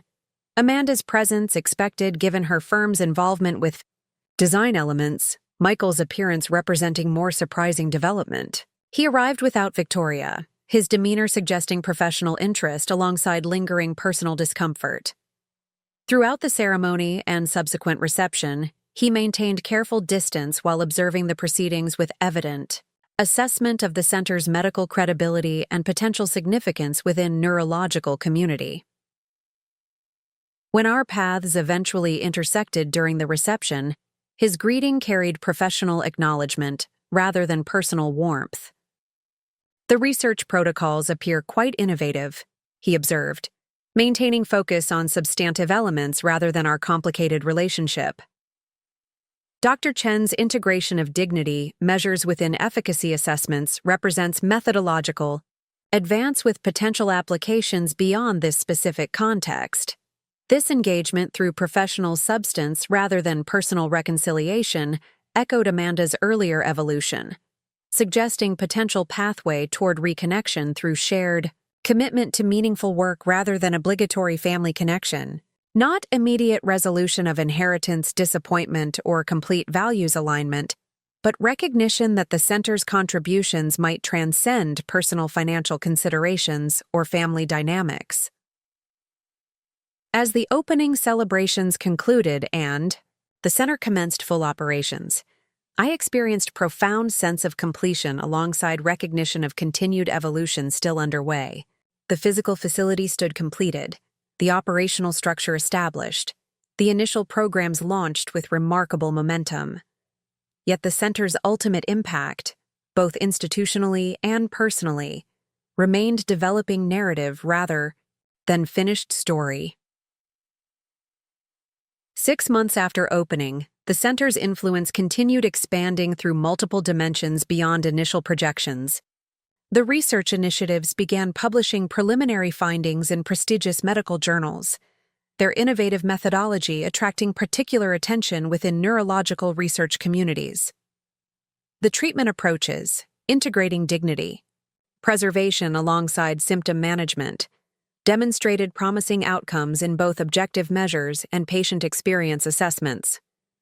The professional education component had expanded from local residency training to national workshops attended by neurological specialists seeking to implement similar approaches within their own institutions. Most significantly, the center's philosophical framework began influencing broader conversations about neurological care approaches beyond its direct operations. Medical conferences featured discussions about dignity-centered practices.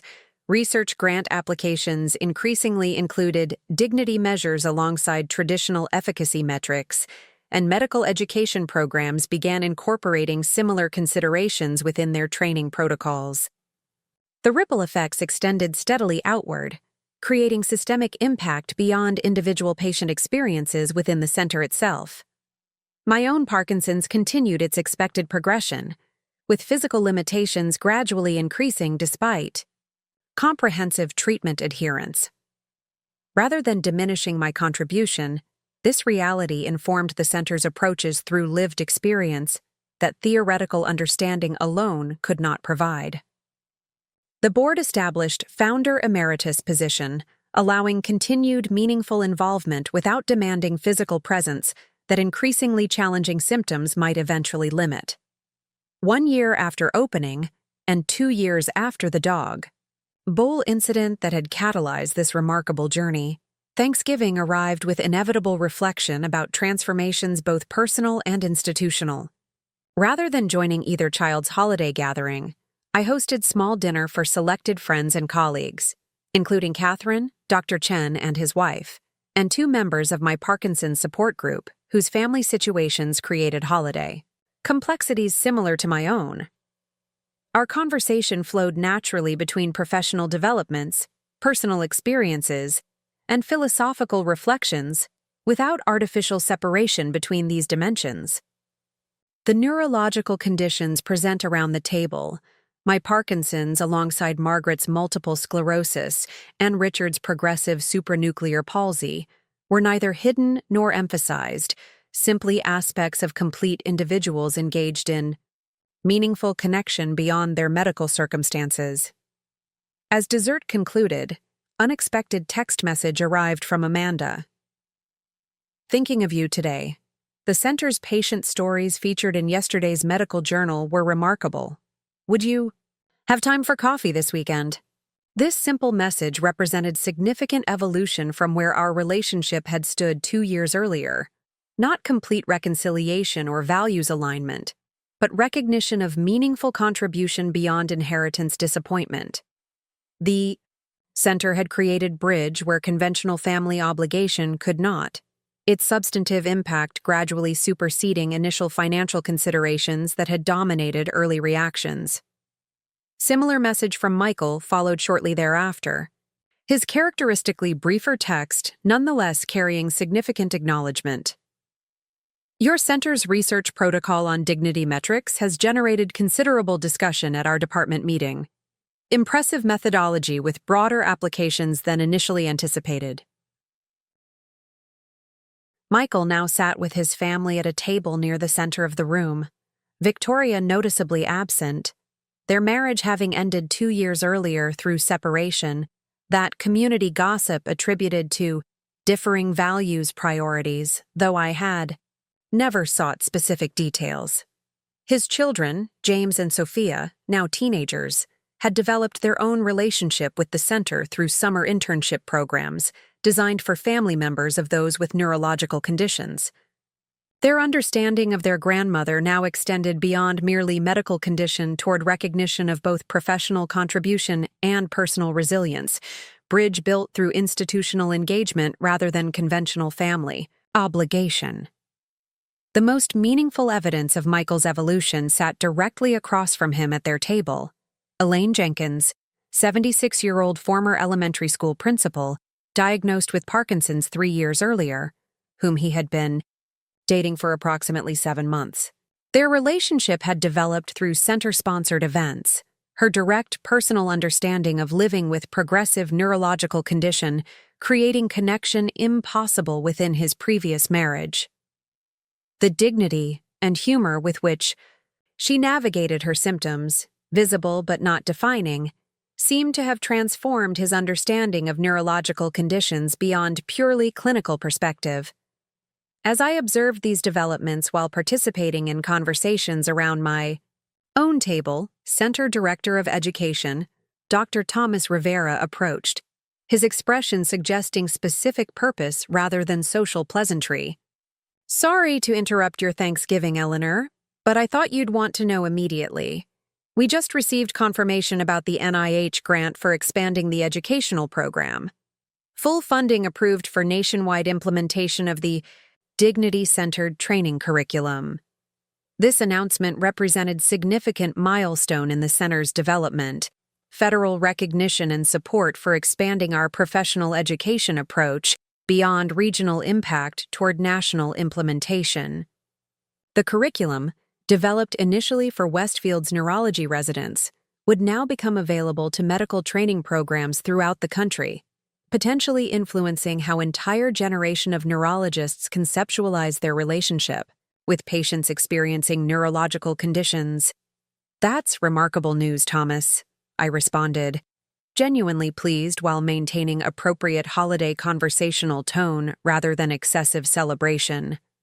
The educational component has always represented our most significant opportunity for systemic impact beyond direct patient care. The review committee specifically cited the outcomes data from our first 3 years, he continued, professional enthusiasm evident despite attempts at restraint. Particularly the correlation between dignity-centered approaches and patient adherence to treatment protocols. Apparently measuring these connections quantitatively made compelling case for expanding implementation beyond our direct operations. This specific element, establishing measurable connections between dignity preservation and medical outcomes, represented particularly meaningful accomplishment. The center's approach had demonstrated that respecting patient personhood wasn't merely humane practice but actually improved treatment. Effectiveness through multiple pathways, creating compelling case for system-wide implementation beyond philosophical preference or institutional values. News of the grant approval spread gradually through the gathering, creating celebratory undercurrent without disrupting the holiday atmosphere. I noticed Michael's particular attention when the announcement reached his table, his professional assessment evident in his expression as he considered the implications for neurological training nationally. The center's influence would now extend systematically through educational pathways, potentially affecting how entire generation of specialists approach their patients beyond merely treating their conditions. As the meal progressed toward dessert, service, I experienced a moment of profound reflection about the journey from plastic dog bowl to nationally recognized center, transforming neurological care approaches throughout medical institutions. The container intended to manage inconvenient symptoms had instead catalyzed creation, extending far beyond personal vindication or professional contribution, institutional embodiment of values that would continue influencing medical practice long after my individual involvement concluded. The dog bowl had represented an attempt to contain and manage aspects of human experience deemed messy or embarrassing, prioritizing appearances over dignity, convenience over personhood. The center represented comprehensive rejection of that approach, insisting instead that neurological conditions, while requiring practical accommodations, need not diminish the essential humanity or dignity of those experiencing them. This philosophical reorientation had demonstrated not merely moral correctness but practical effectiveness, creating compelling case for systemic implementation through quantifiable outcomes alongside humanistic values. As servers began offering dessert options, providing detailed information supporting informed choice rather than making assumptions based on observed symptoms. Amanda approached my table. Professional conversation with Dr. Patel apparently concluded. Her expression suggested specific purpose rather than obligatory holiday acknowledgement. "Do you have a moment?" she asked, gesturing toward the center's garden courtyard visible through adjacent windows. "There's something I'd like to discuss while we have opportunity to speak privately." Intrigued by her unusually direct approach, I joined her for brief walk toward the courtyard, my mobility cane providing necessary stability as we navigated the carefully designed pathway. The courtyard itself represented another example of dignity-supporting design. Beautiful outdoor space with accessible features integrated so seamlessly, they remained unobtrusive unless specifically needed. Comfortable seating with appropriate height and support allowed conversation without drawing attention to accommodations that made it possible. As we settled into adjacent chairs, Amanda seemed uncharacteristically uncertain, her typical professional confidence momentarily suspended. "I've been meaning to have this conversation for some time," she began, uncharacteristic hesitation suggesting emotional significance beyond our typically project-focused exchanges. "It's about that Thanksgiving. The one with the bowl."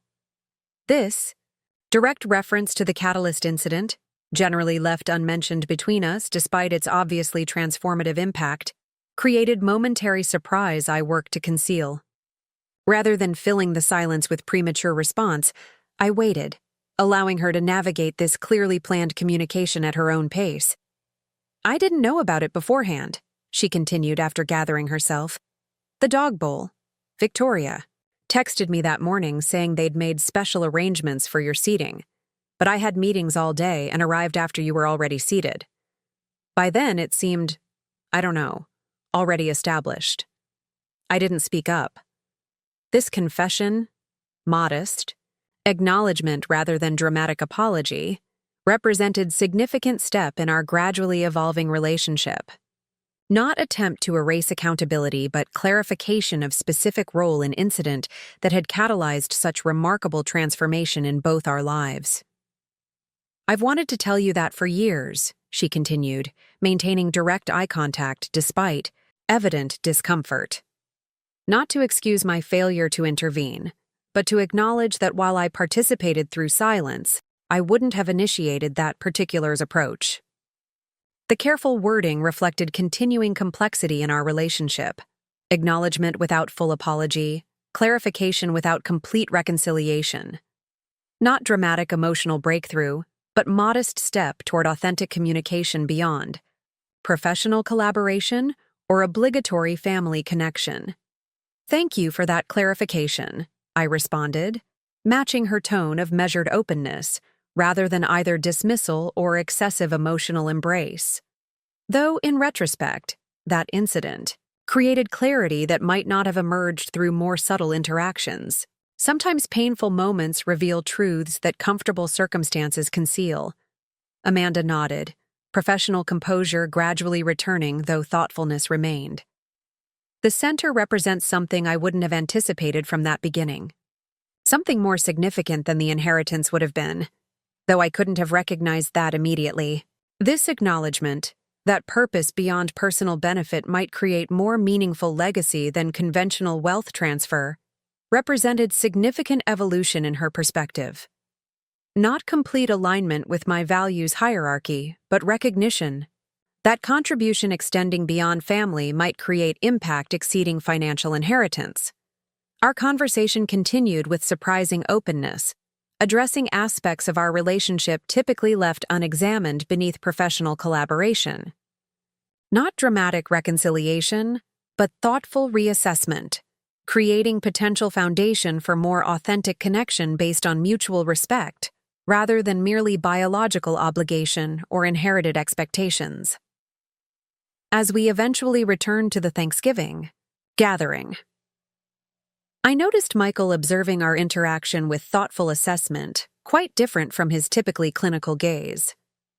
When Amanda rejoined her colleagues, he approached with characteristic directness, though unusual hesitation underlying his typically confident demeanor. "I understand congratulations are in order regarding the education grant," he began, professional acknowledgement creating bridge toward more personal communication. "The national implementation represents significant achievement beyond regional impact."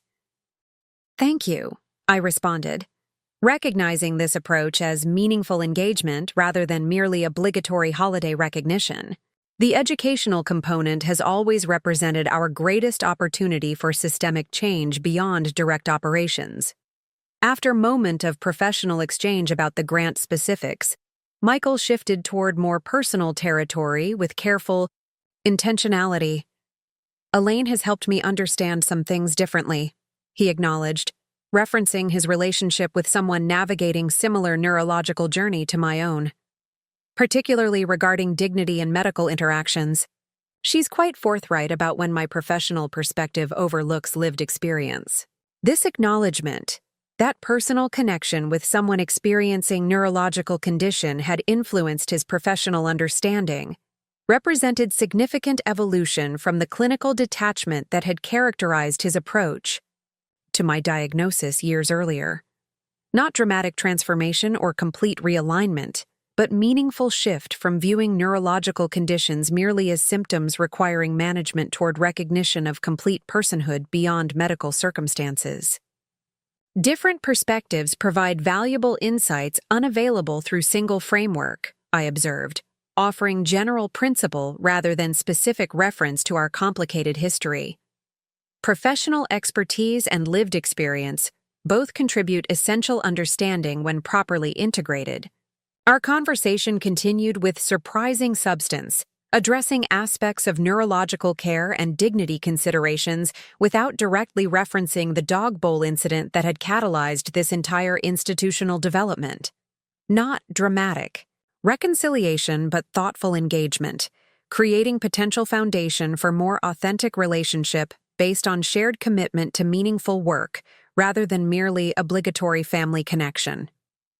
As the Thanksgiving gathering gradually concluded, individuals and families departing with expressions of appreciation for the community experience, I found myself seated momentarily alone, observing the diverse interactions with perspective granted through 5 years of remarkable institutional development and personal evolution. The contrast between this dignified gathering and that plastic dog bowl remained striking testament to transformation possible when humiliation becomes catalyst rather than conclusion. Catherine rejoined me for these final moments of reflection, her characteristic directness addressing what remained generally unspoken. "Your children have traveled considerable distance from their original positions, though differently configured than conventional reconciliation might suggest.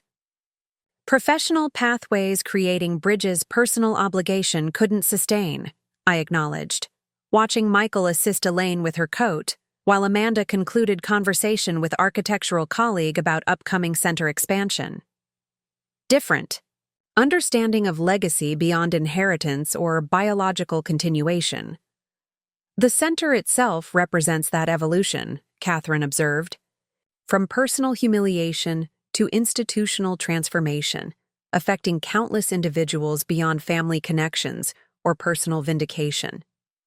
Legacy operating through multiple dimensions simultaneously. Professional contribution, philosophical influence, practical implementation."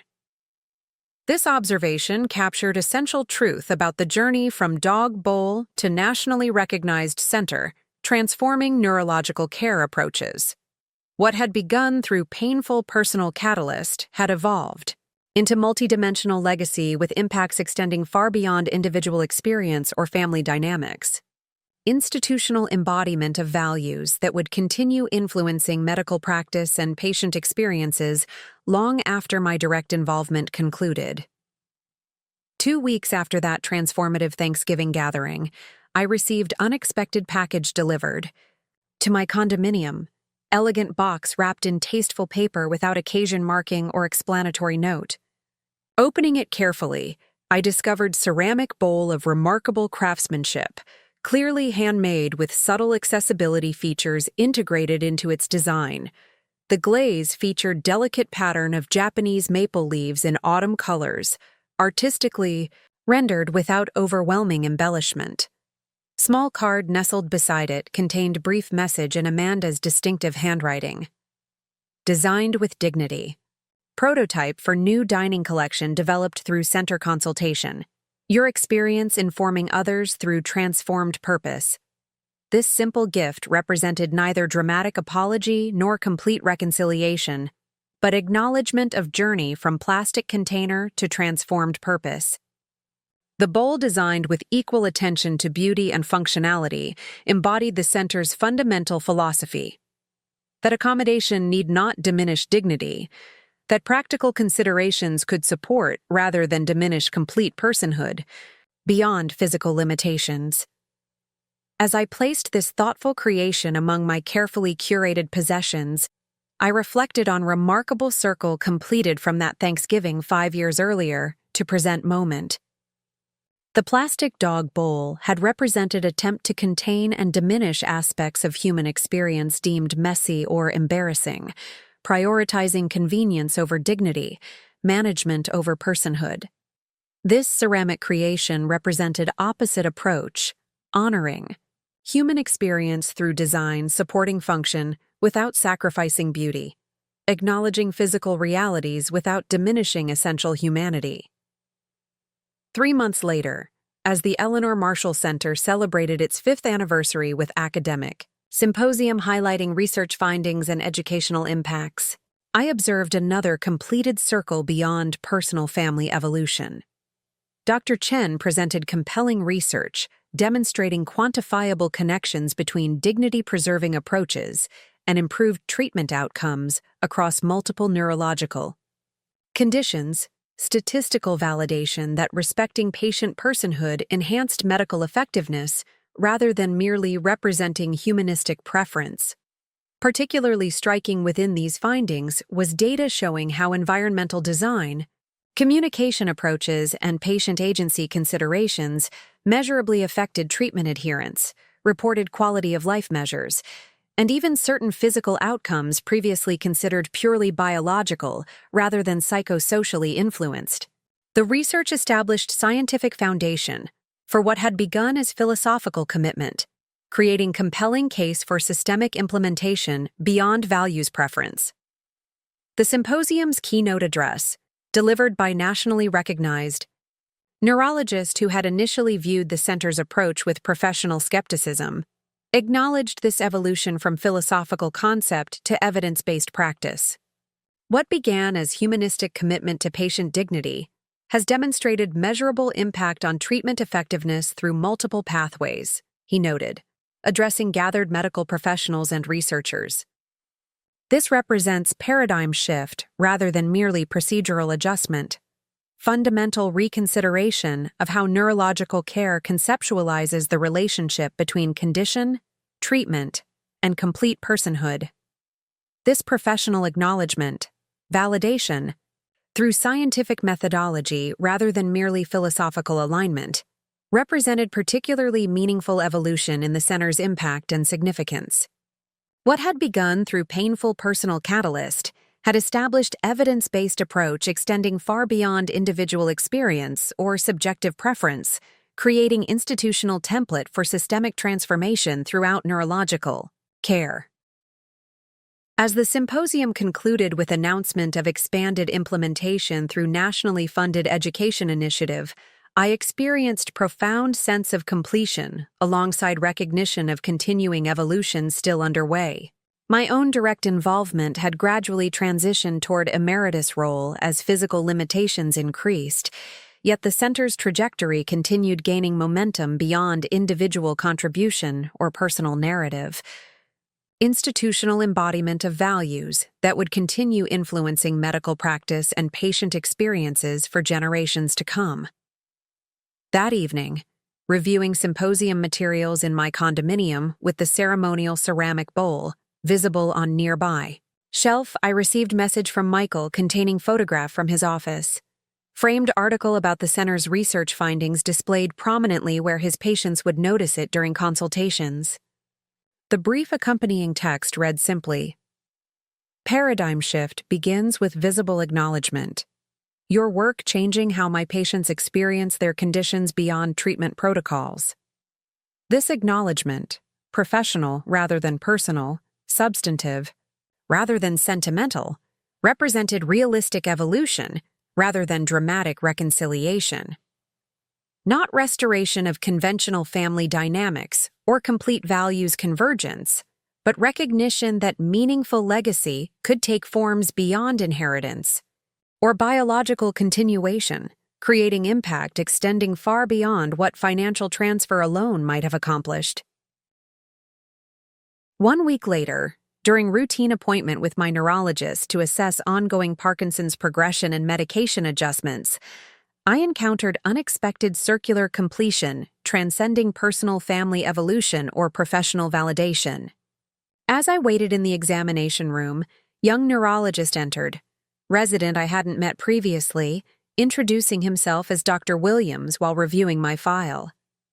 "You're Eleanor Marshall," he noted, recognition registering beyond mere patient identification. "Founder of the Eleanor Marshall Center. We're using your curriculum in our residency training, the dignity-centered approach to neurological assessment and communication. It's transforming how we conceptualize patient interactions beyond symptom management." This unexpected encounter, being recognized not for my condition but for contribution transforming how that condition would be addressed for countless others, represented perhaps the most meaningful circular completion in this remarkable journey. The plastic dog bowl had attempted to reduce me to symptoms requiring management. This young doctor recognized me primarily for creating approaches ensuring others wouldn't experience similar reduction regardless of their neurological circumstances. As my appointment proceeded, I noted subtle but significant differences in his assessment approach, the communication style maintaining eye contact rather than focusing on chart notes, the examination narrated with rationale rather than merely procedural efficiency, the discussion of medication adjustments framed as collaborative decision rather than authoritarian prescription. The center's educational approach had visibly influenced his clinical practice in ways that preserved dignity without sacrificing medical effectiveness. The center's research on communication approaches has been particularly influential in my training, he commented while documenting my current symptoms and medication responses. The evidence connecting patient agency to treatment adherence creates compelling case for collaborative rather than directive interactions.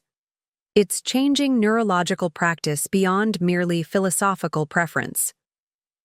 This implementation, dignity-centered, approach is incorporated into routine neurological care beyond the center's direct operations, represented ultimate fulfillment of purpose catalyzed through that painful Thanksgiving incident years earlier.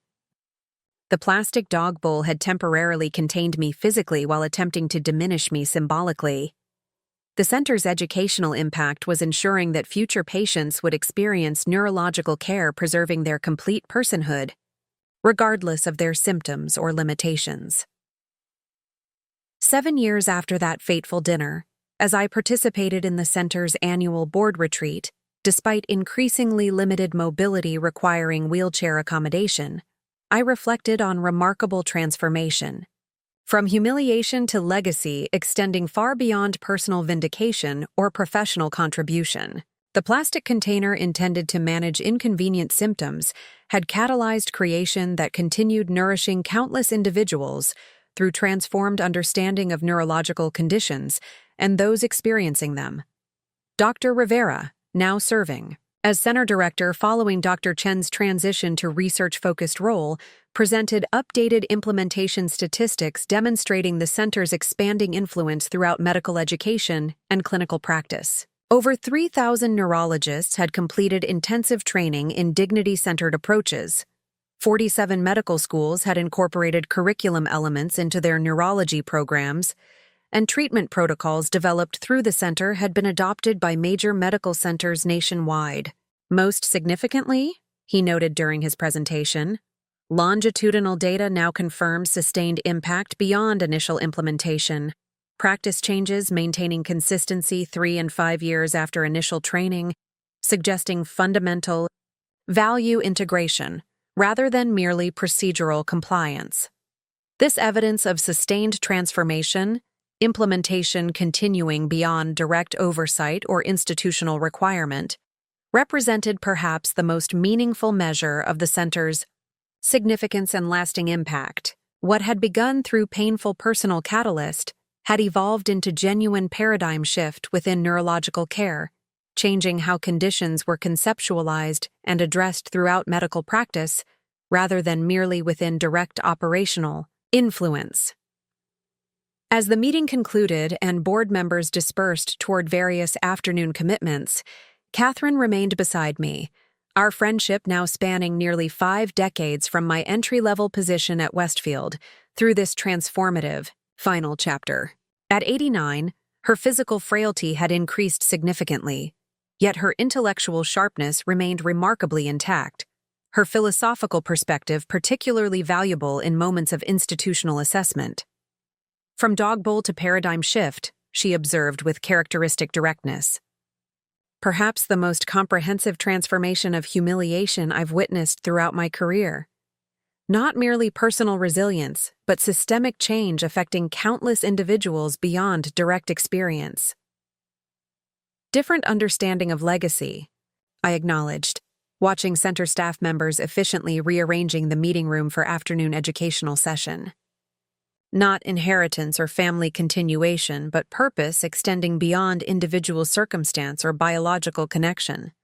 Impact measured through lives improved rather than assets transferred. Catherine nodded, her expression reflecting decades of observing both institutional developments and human complexities. The most meaningful legacies often emerge through unexpected pathways rather than carefully planned trajectories. Humiliation transformed through purpose rather than merely endured or overcome. This observation captured essential truth about the journey from plastic dog bowl to nationally implemented dignity-centered approach transforming neurological care. What had begun through painful personal catalyst had evolved into multidimensional legacy, with impacts extending in directions not fully anticipated from initial response to humiliation. Not merely personal resilience, but systemic transformation, not just individual dignity preserved, but institutional approaches ensuring similar dignity for countless others. They had given me a dog bowl at the Thanksgiving table, intending to contain messy manifestations of condition they found embarrassing. What emerged instead was comprehensive center, ensuring that neurological conditions need not diminish the dignity or complete personhood of those experiencing them. Feeding the world, understanding that trembling hands, unsteady gait, or other physical symptoms represented merely aspects of human experience rather than defining characteristics or reasons for diminishment. The plastic container meant to manage inconvenient symptoms had instead catalyzed creation that continued nourishing countless individuals through transformed understanding of neurological conditions and those experiencing them. Legacy operating through multiple dimensions simultaneously. Institutional impact alongside personal relationships, professional contribution beyond biological continuation, purpose transcending inheritance or family harmony. If you've stayed with me through this final chapter of my story, I hope you'll consider one essential truth beyond the specific circumstances or particular medical condition involved. Our most significant contributions often emerge from our greatest vulnerabilities, when we refuse to be defined or contained by others' limitations.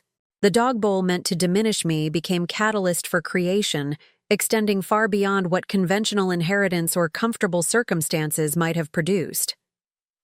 Your own dog bowl moment, whatever form it takes in your particular journey, contains similar potential for transformation beyond humiliation, purpose beyond limitation, legacy beyond expectation. The question isn't whether you'll experience attempts to diminish or contain your full humanity, but how you'll respond when they inevitably occur. Will you accept the limitations others impose, or will you recognize opportunity for creating, meaning that transcends temporary humiliation? The most profound legacy emerges not through comfortable circumstances, but challenges that reveal what truly matters beyond conventional expectations or established patterns. The plastic container they gave me at Thanksgiving dinner has long since been discarded, while the center's dignity-centered approach continues nourishing countless individuals through transformed understanding of neurological conditions and those experiencing them. They gave me a dog bowl at the dinner table, but what I created in response continues feeding the world something far more nourishing than they could have imagined when attempting to contain what they found messy or embarrassing. That's legacy beyond limitation, purpose beyond humiliation, transformation beyond containment, the ultimate response to any attempt at diminishment. What might your own dog bowl moment become when viewed not as final humiliation, but first step toward unexpected purpose? The answer creates legacy measured not through what you leave behind, but what you transform through purpose that outlasts even your most painful experiences. Up next, you've got 2 more standout stories right on your screen. If this one hit the mark, you won't want to pass these up. Just click and check them out. And don't forget to subscribe and turn on the notification bell so you don't miss any upload from us.